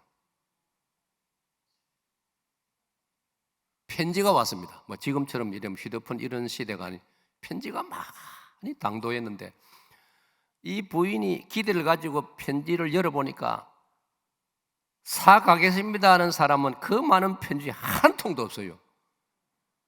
아니, 자기가 뭐 힘들어서 못 살겠다는데 누가 사가겠습니까? 그리고 편지에는 이렇게 적혀 있는 편지가 많았습니다. 여보시오, 그래도 참고 데리고 사세요. 그런 저희 다 여성들한테도 온 편지인데 한결같이 받합시다. 그냥 받아 하시라니까요. 특별히 여반이 받아세요. 그냥 데리고 사세요. 그 다음 구절이 뭔지 아세요? 없는 것보다 있는 게 낫습니다. 없는 것보다 있는 게 낫습니다라고 쓴 사람들은 과부들. 내가 정확히 그 신문을 내가 스크랩까지 다 했어요. 오려놨다고 해요. 지금 보관은 다 못하고 있는데 그냥 생생하게 제가 기억력이 좀 좋거든요. 과부들이 없는 것보다 있는 것이 낫습니다. 남편이 병들거나 뭐 남편이 떠나거나 뭐 어떻게 혹은 뭐 갈랐었거나 혼자 살아보니까 그래도 있는 게 낫더라 이 말입니다. 사랑하는 여러분, 나만의 아내, 그런 아내이기 때문에 아내의 말을, 보통 남자 같으면 우리 경상도식으로 표현하면 시끄럽다 쓸데없는 소리 하지 마라. 내가 어떻게 저 이스라엘에 간단 말인가? 무슨 내 자존심 다 죽이고 그 찾아가란 말인가? 보통 남자도 그럴 수 있습니다. 그런데 아내, 자기를 너무나 사랑 아끼는 아내의 말이기 때문에 받아들인 거예요. 여러분, 혹시 여러분 부군들 중에 아직 예수님을 영접 안 하신 분이 계십니까? 낙심하지 마시고 계속해서 나만의 아내처럼 아름다운 신실한 그리스도인 아내의 모습을 흔들림 없이 꾸준히 지켜나가면 사람은 누구나 일말의 양심이 있습니다. 언젠가는 감동이 되어서 그도 여러분을 따라서 주님 앞으로 울산시민교회로 분명히 나오게 됩니다. 할렐루야. 자, 이 아내의 어드바이스를, 아내의 권면을 받은 나만 장군은 왕을 찾아갑니다. 그게 5절 6절입니다. 왕을 찾아갔습니다. 왕이시여, 이러해서 제가 이스라엘 땅을 좀 다녀올까 합니다. 윤허하여 주시옵소서. 자, 여러분이 아람 왕이라면 나만 장군의 그 청문을 어떻게 해석하고 받아들일 것입니까? 만약 저도 얼핏만 가볍게 생각하면, 야 이 사람아, 아무리 자네병이 중하다 하지만은 우리 아람 나라가 이스라엘보다 훨씬 큰 나라고 용한 의사가 수만이 많이 있는데 계속 치료를 받아야지. 그렇게 우리가 자존심 죽이고 이스라엘 땅으로, 국방장관인 자네가 그래 이스라엘 땅으로 가서 무릎을 꿇고 머리를 숙여야 된단 말이냐? 내 체면은 뭐가 된단 말이냐? 우리 아람 나라의 체면은 뭐가 된단 말이냐? 라고 반응할 수도 있지 않습니까? 아람 왕이. 그런데요, 저는 이 본문을 읽으면서요, 히브리 소녀에게도 감동이 되었고 나만의 아내한테도 감동이 되었고, 그런데 나는 이 아람 왕에 대해서도 감동을 제가 많이 받아요. 야, 아람 왕 정말 멋진 사람이다. 한 인간으로서 왕이기 전에 멋진 인간이다. 정말 나는 이 아람 왕에게서 인간미를 발견했어요. 받아봅시다. 인간미. 그 미자는 아름다울 미자도 할 수 있지만 만미자입니다.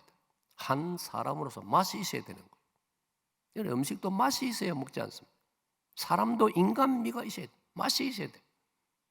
여러분이 아람 왕이 나만 장군에게 보이는 반응이 뭡니까? 놀랍습니다. 5절 6절을 읽어보니 가거라, 다녀오너라. 우리가 해석을 좀 붙이자면, 자네 병만 고칠 수 있다면 어딘들 못 가랴? 누군들 못 만나랴?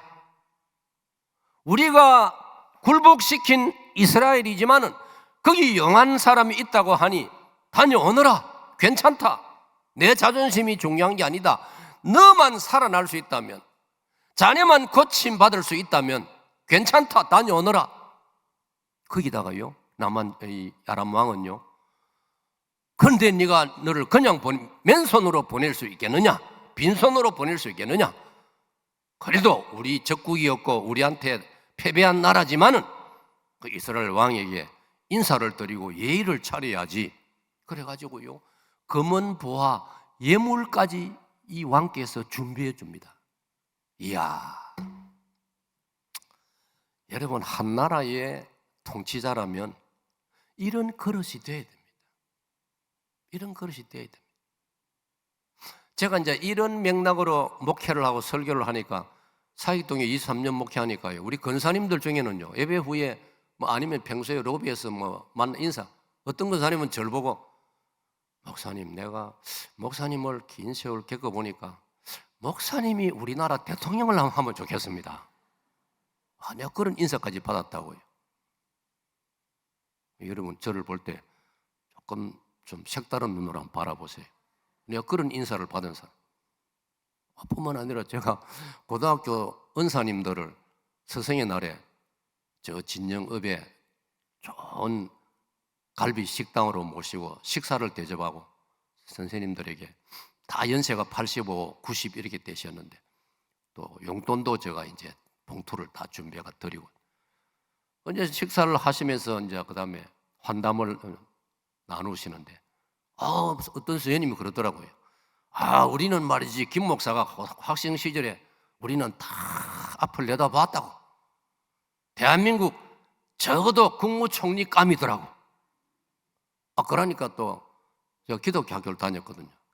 교목 목사는 다 은퇴하셨지만 교목 목사님은 또, 아이고, 우리 김 목사는 고신총회장을 했으니까 그 고신총회장은 대통령 한 가지 아이가, 그러더라고요. 제가 선생님들로부터 그런 참 격려를 받은 사람입니다. 그러니 여러분, 저를 너무 또 예사로 보지 마시고, 여하튼 제가 아람 왕을 이야기하면서 참 인간미가 있는 왕이다. 여러분, 이런 왕이 쉽겠습니까? 정말 드뭅니다. 속 좁은 왕 같으면요, 나만 장군 벌써 귀가 조처했습니다. 아무리 자네가 공을 많이 세웠지만 나병을 가지고 어떻게 국무회의에 참석하겠나? 나병을 가지고 네가 어떻게 내 옆에 서가지고 군대 사열을 받겠느냐? 어떻게 그 병 가지고 백성들 앞에 나와 함께 나타나겠느냐? 미안하지만 그동안 수고 많이 했다. 자네 평생 먹고 살도록 내가 조치할 테니까 고향으로 귀향해라, 낙향해라. 능히 그럴 수 있지 않습니까?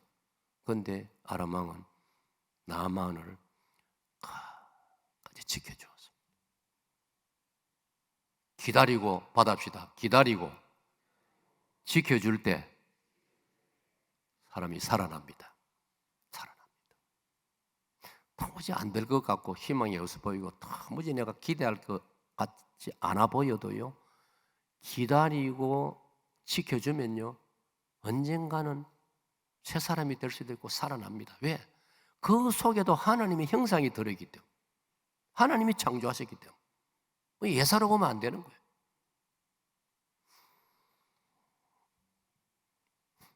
그 다음으로 여러분 13절로 넘어가면 이제 나만 장군이 드디어 왕의 허락을 받고 이스라엘 땅으로 갔습니다. 수소문에서 엘리사 거처로 찾아갔습니다. 이제 자기 종들이, 요즘 우리로 말하면 대문을 두드립니다. 계십니까? 그러니까 엘리사 사환의 이름이 뭐라고요? 게하시입니다. 사환이 뛰어나왔단 말이에요. 누굽니까? 무슨 일로 왔습니까? 여차여차 설명이 주고받고 했죠. 그리고 이제 선생님이 무슨 반응을 기다리는데, 문가에서 기다리는데, 나만 입장에서 너무 시간이 오래 끌린단 말이에요. 아니, 엘리사라는 선지자가 얼굴도 안 보인단 말이에요. 분명히 집안에 계시는데. 그리고 조금 있으니까 사환 게하시를 통해서 전갈이 오기를, 게하시가 나오더니 나만 장군을 보고 장군이시여, 우리 선생님께서 말씀하시기를 나를 만날 필요가 없고 바로 저 조금만 가다 보면 요단강이 있는데 요단강에 7번 들어갔다 나왔다 하라고 하십니다. 그 말만 저는 본문을 읽어나가면 13절 14절 읽어나가면 막 남한 장군이 막 열이 난 거예요. 화가 난 겁니다.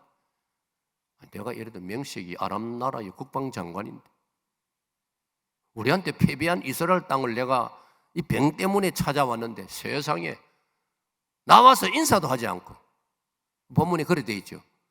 나와서 나를 영접하고 그 먼 길 오시느라 수고했습니다 인사도 좀 하고, 우리 식으로 말하면 아이 커피라도 한 잔 끌어내고 말이지, 이래야 되지. 이 얼굴도 안 보이고 말이지, 비서시켜가지고 사환을 시켜가지고 그것도 요단강에 들어가라. 내가 뭐 어디 뭐 모욕하러 왔나? 우리나라에는 뭐 강이 없나? 여러분 실제로 여러분 이스라엘 성지 방문하면 요단강은 작습니다. 우리는 우리 낙동강을 의지하고 사는데 낙동강을 기준하면요 요단강은요 이 태화강보다도 작습니다. 저 하류는 좀 물이 있지만요 정말 작은 강입니다.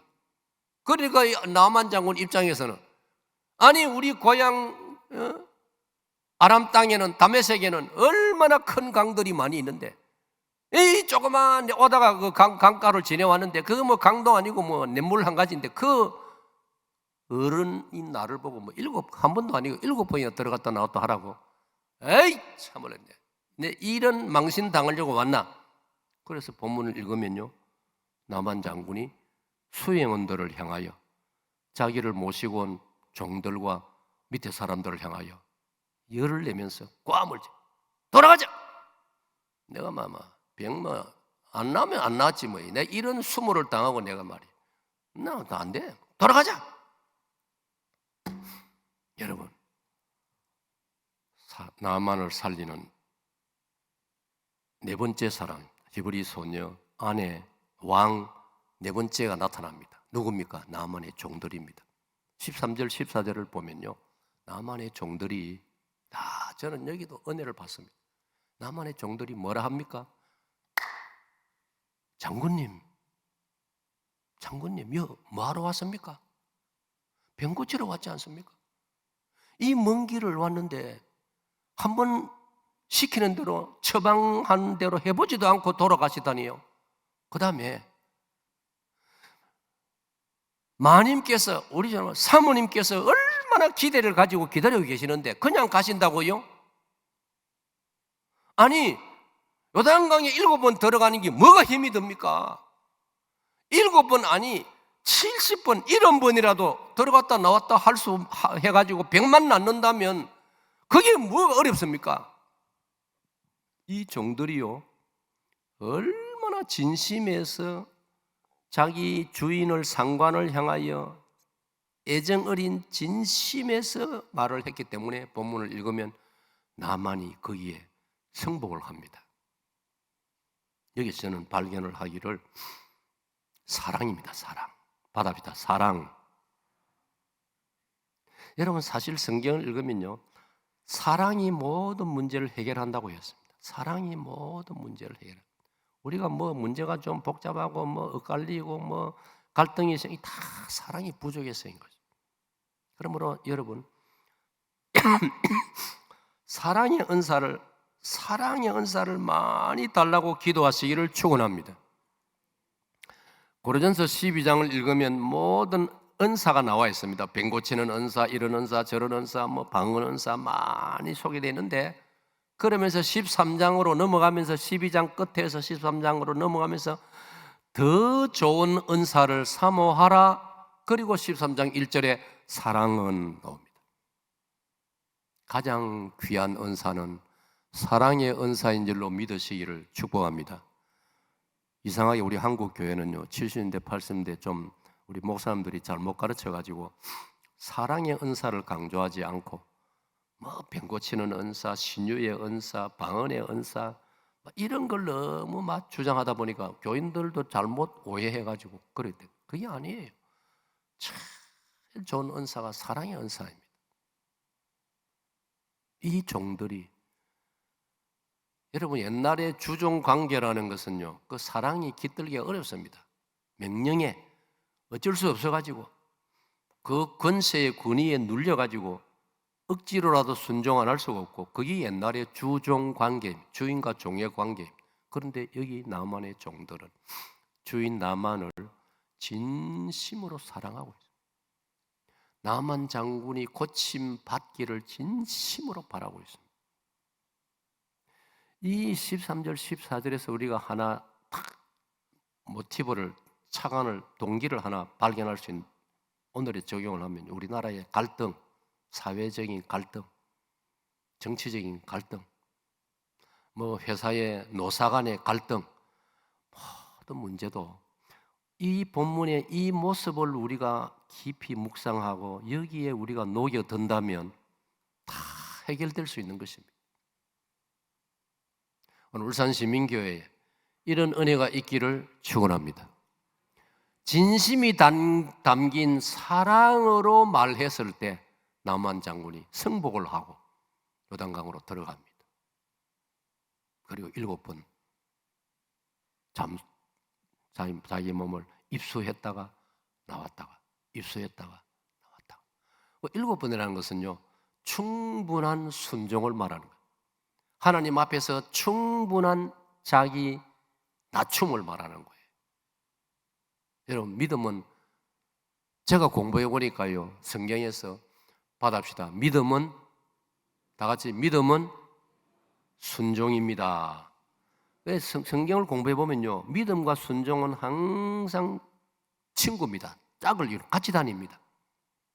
믿음, 나는 믿습니다 해놓고 순종 안 한다, 그거는 그 믿음은 문제가 있는 믿음. 믿음과 순종은 같이 다닌다. 여러분, 사울왕도 하나님을 믿었습니다. 사울왕도 사무엘 선지자 설교하면 들었습니다. 그러나 사울왕은 순종을 안 했습니다. 같은 시대 다윗은 순종을 했습니다. 그러니까 사울은 결국 믿음 없는 사람으로 끝나고 말았지 않습니까? 자, 마지막 7번째 입수했다가 밖으로 육지로 올라오면서 나만의 나병이 깨끗하게 고침받은 줄로 믿습니다. 어린아이 살결같이 회복된 줄로 믿습니다. 나만 이제 육체가 완전히 살아났습니다. 할렐루야, 할렐루야. 자, 마지막 중요한 것은요, 서두에 제가 말씀드렸죠. 사람은 육적 죽음, 영적 죽음이 있다고. 영원한 죽음. 사는 것도 마찬가지예요. 육적으로 살 수 있습니다. 육적으로 우리보다 건강한 사람, 스포츠 선수들 얼마나 몸 좋습니까? 우리가 같은 남자지만은요, 이 만져보면 막 쇠덩이 같이 이 근육이 말이죠. 이야, 진짜 나도 저래 한번 해볼까? 하루 이틀 되는 게 아니지 않습니까? 우리 한 왕자, 가슴팍에 왕자가 탁 새겨지고 얼마나 남자로서 멋집니까? 그런데 성경은 그런 육적인 살아있음보다도 영적인 삶을 더 중요시하지 않습니까? 그렇다면 오늘 이 나만 장군을 읽으면서 열왕기하 5장에서 나만이 나병을 고침받았더라로 끝나서는 안 되는 거예요. 그 다음이 더 중요한 거예요. 더 중요한 게 무엇이냐? 나만이요, 딱 병 고침 받고 자기 이제 몸이 깨끗해진 걸 자기도 보지 않습니까? 그것으로 끝나지 않았다. 그 다음 장면이 하나 더 딱 나오는데, 아까는 엘리야 선지자가 자기한테 신발 벗은 채로 뛰쳐나와가지고 영접하고 인사 안 한다고 불평했던 나만이 이번에는 자기가 엘리사 선지자 집으로 찾아가서 엘리사 선지자가 하는 외말로 말하면 엘리사 서재로 문을 두드리고 찾아 들어가가지고 선지자께 인사를 드리면서, 예물을 드리면서, 왕이 준비해 주신 예물을 전하면서 중요한 말은 이 나만 장군이 이렇게 고백합니다. 선지자님, 2가지, 3가지를 요청하죠. 내가 하나님이 계시는, 하나님이 역사하시는 이스라엘 땅의 선지자님의 이 집 마당에 흙을 한 포대 내가 담아가겠습니다. 상당히 의미가 있는 말 아닙니까?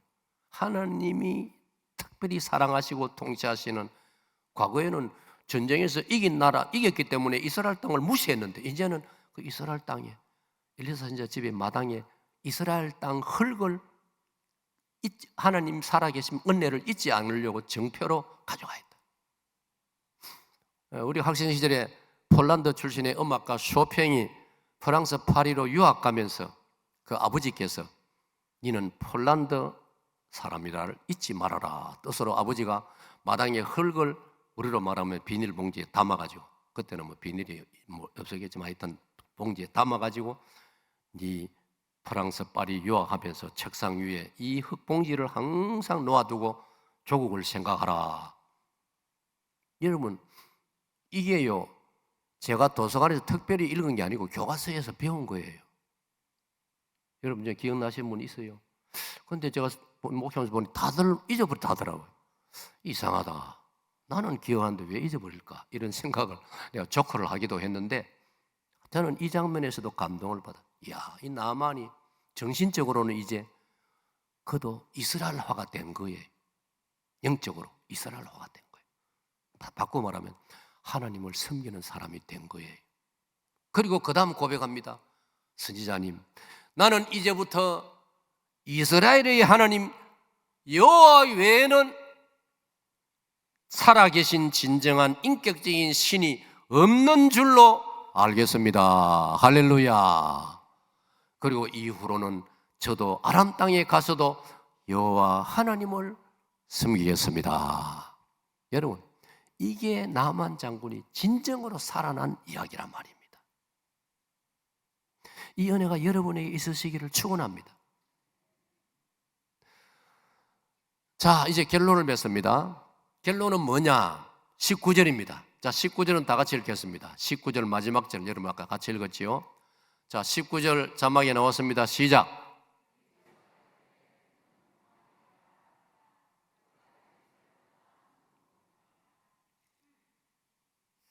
엘리사 선지자가 작별 인사를 나만에게 한마디 던집니다. 장군이여, 나만 장군의 신앙 고백을 다 듣고 작별 인사를 엘리사 선지자가, 거기에 핵심이 뭡니까? 평안히 가십시오. 평안히 가십시오. 이 이스라엘식 이름은 샬롬입니다. 평안히 가십시오. 자, 좌우로 인사합시다. 평안히 가십시오. 자, 이제 저를 쳐다보세요. 제가요, 이 구절에서도 얼마나 감동을 받았는지 모릅니다. 왜냐? 그 앞에 보면 나만 장군이 한마디 마지막 더 하는 게 있습니다.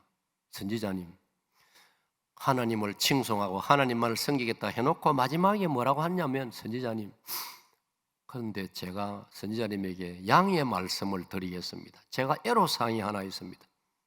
제가 고국으로 돌아가면, 우리 아람 나라로 돌아가면 우리 왕께서 저를 가장 신뢰하기 때문에 국방장관 아닙니까? 옛날에 왕들은요, 국방장관을 제일 믿을 수 있는 사람에게 맡긴단 말이에요. 군대를 가지고 있으니까.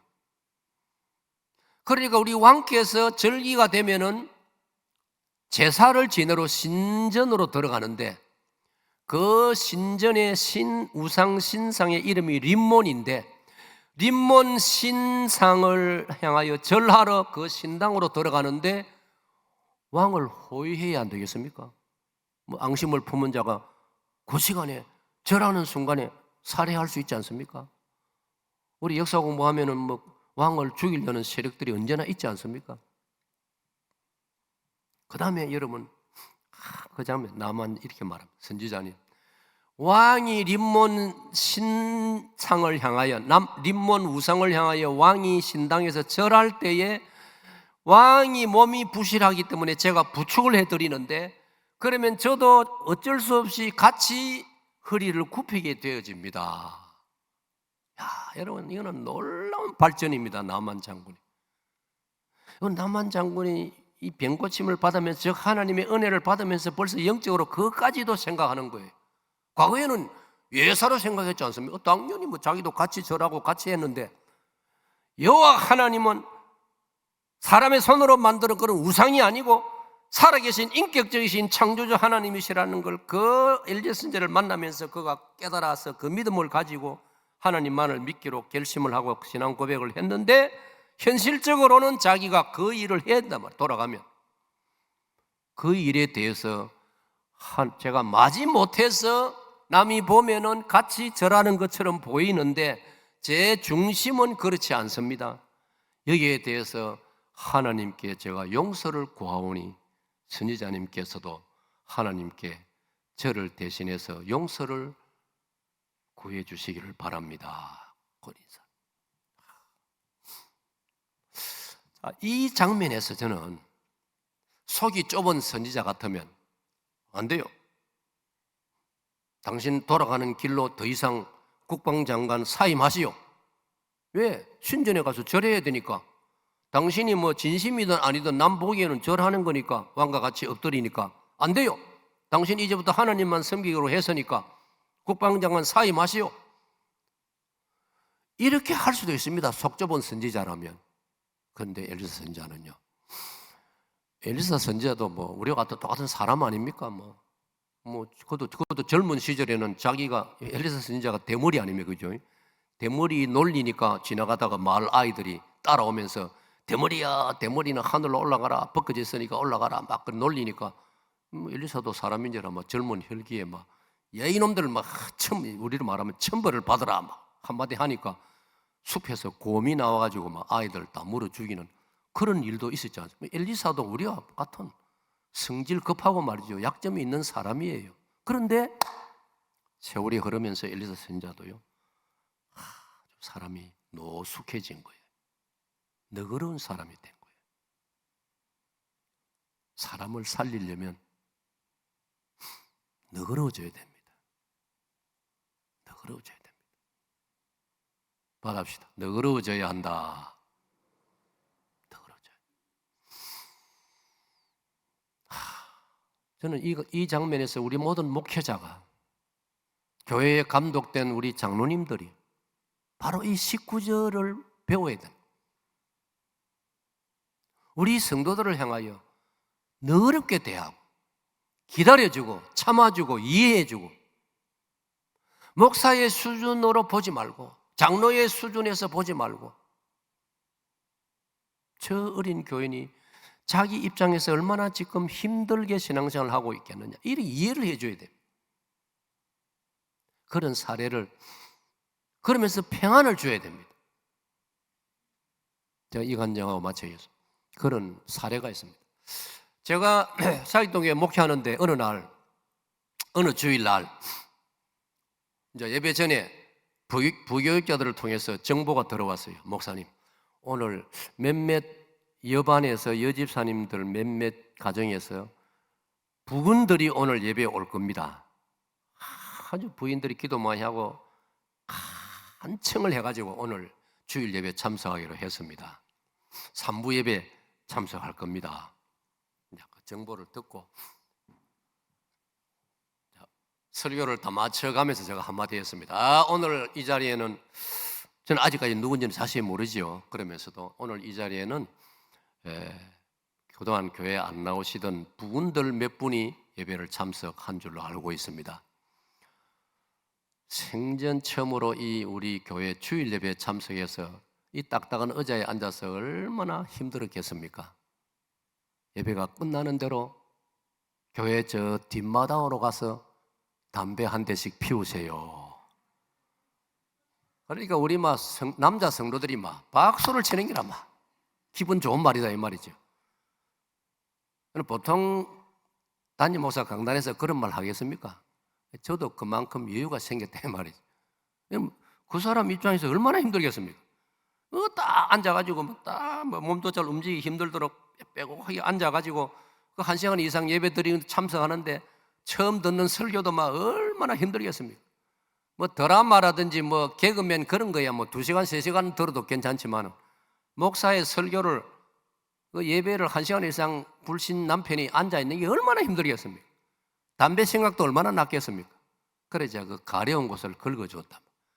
해 마치고 담배 한 대씩 피워도 됩니다. 그 참 교인들이 좋아하고 남자 교인들이 그래서 저를 참 좋아해요. 우리 목사님은 담배 한 대 피워도 된다 했다. 저는 그래 합니다. 여러분 중에 담배가 힘들면 한 대 피우세요. 교회 다니는 분에게도 내가 그래요. 왜냐? 저는 철학이 있어요. 어제 우리가 했지만은 10계명 중에 제9계명 담배를 피우지 말라 그런 거 없지 않습니까? 거짓말 하지 말라. 그런데 우리들은요 거짓말은 예사로 하면서 교회 다니는 교인이 담배 피우면 큰 흉인 줄로 알고 있습니다. 이 김 목사는 그래 생각 안 합니다. 거짓말에 비하면 담배 피우는 것은 하루 10갑 피워도 괜찮습니다. 자기가 자기 몸 아껴서 자기 알아서 할 일이지 그걸 뭐 정죄할 필요가 있습니까? 담배 피우면 아내가 집에서 기침하고 골치 아픈데 안 그렇습니까? 저는 담배 피우는 사람 지난만 가도 느낄 정도로 예민합니다. 그러면 제가 생각해 봅니다. 담배 피우는 남편들 그 집에 아내가 얼마나 힘들겠나. 그 아내의 고통을 생각하면 자연스럽게 담배 점점 멀리하게 될 건데 굳이 목사가 강단에서 담배 피우면 된다 안 된다 그런 말 할 필요가 뭐가 있어요. 이 19절에서 저는 엘리사 선지자가 나만 장군이 이제 복음을 받아들였으니 이제 하나님 신앙을 고백했으니 그의 입장에서는 림몬 신전에 왕을 모시고 들어가서 부축을 하고 왕을 따라서 어쩔 수 없이 몸이 좀 숙여지는 그 정도는 엘리사 선지자가 능히 이해를 하는 거예요. 그래서 평안히 가라 그렇게 말해요. 그러니까 이 남한 장군은 마음의 자유를 얻고 너무나 평안한 마음으로 고향으로 돌아가는 거예요. 이것으로 본문이 끝나지만 저는 생각을 더 해보았습니다. 남한 장군은 분명히 나라로 돌아가서 점점 림몬 신당에서 왕을 위해서 부축하고 어쩔 수 없이 같이 허리를 굽히는 그 문제도 은혜롭게 잘 해결이 되어졌다고 저는 생각하는 사람입니다. 할렐루야. 저와 여러분은 하나님 은혜로 예수님 믿어 살아났습니다. 할렐루야. 요한복음 5장 24절에 복음을 듣는 자는 살아났고라고 되어 있습니다. 여러분이 예수님을 구주로 믿기 때문에 여러분은 영적으로 영원히 살아난 줄로 믿으시기를 축복합니다. 살아났기 때문에 히브리 소녀처럼 나만의 아내처럼 나만의 종들처럼 아람 왕처럼 엘리사처럼 사람을 살려내는 값지고 아름다운 그런 남은 삶을 살아가시기를 축복합니다.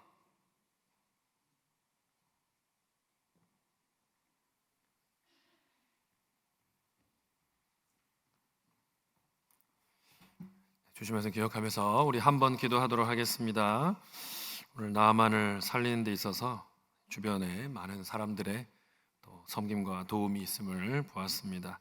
히브리 노예 소녀의 그 주인을 향한 사랑과 또 그의 부인의 사려 깊은 조언이 있었고 또 아람 왕의 배려가 있었고 또 종들의 충언이 있었습니다. 그리고 엘리야 선지자의 또 관용과 공감하는 마음을 통해서 나만이 정말 그 육신이 살아나고 또 영혼이 살아나는 것을 보았습니다. 하나님, 내 주변에 내가 살려야 할 사람들이 있습니다. 나의 남편, 나의 아내, 나의 자녀, 나의 부모님, 나의 친구, 나의 이웃. 정말 내가 내 주변에 하나님과 단절되어 있고 하나님을 알지 못해 영혼이 죽어있는 자를 살려내는데 이들과 같이 쓰임받게 하여 주시옵소서. 그 사랑하는 사람들이 살아나는 것을 보게 하여 주시옵소서. 우리 다 같이 함께 결단하면서 주여 한번 부르시고 기도하겠습니다. 주여, 아버지 하나님, 은혜를 베풀어 주옵소서. 오늘 주신 말씀대로 하나님 정말 나만 한 사람을 살리기 위해서 하나님께서 많은 사람들을 들어 사용하신 것을 보았습니다. 은혜를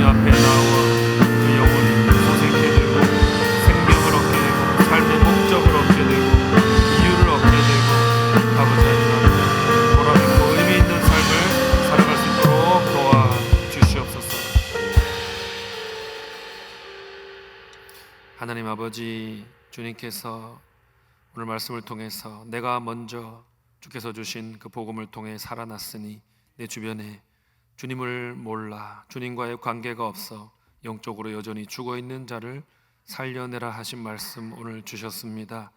나만 한 사람을 살려내기 위해 히브리 노예 소녀가 사용되었고 그의 부인이 사용되었고 그의 또 상관인 아람 왕이 사용되었고 또 그들의 종들의 충언이 있었고 또 엘리사의 관용과 공감이 있었습니다. 하나님, 나도 내 주변에 나의 사랑하는 아내와 남편과 자녀와 부모와 내 이웃과 내 친구를 살려내는 일에 내가 귀하게 쓰임받을 수 있도록 도와주시옵소서. 나처럼 하나님과의 관계가 회복되고 하나님과 그 영이 연결되어 주님 주시는 영원한 생명을 얻는 아름다운 역사를 보게 하여 주시옵소서. 살아계신 예수 그리스도의 이름으로 기도드리옵나이다. 아멘. 목사님 축도하심으로 마치겠습니다. 구주 예수님의 은혜와 아버지 하나님 크신 사랑과 보혜사 성령님의 교통하심이 아름다운 울산 시민교회 모든 주의 백성들에게 함께 있을지어다. 아멘.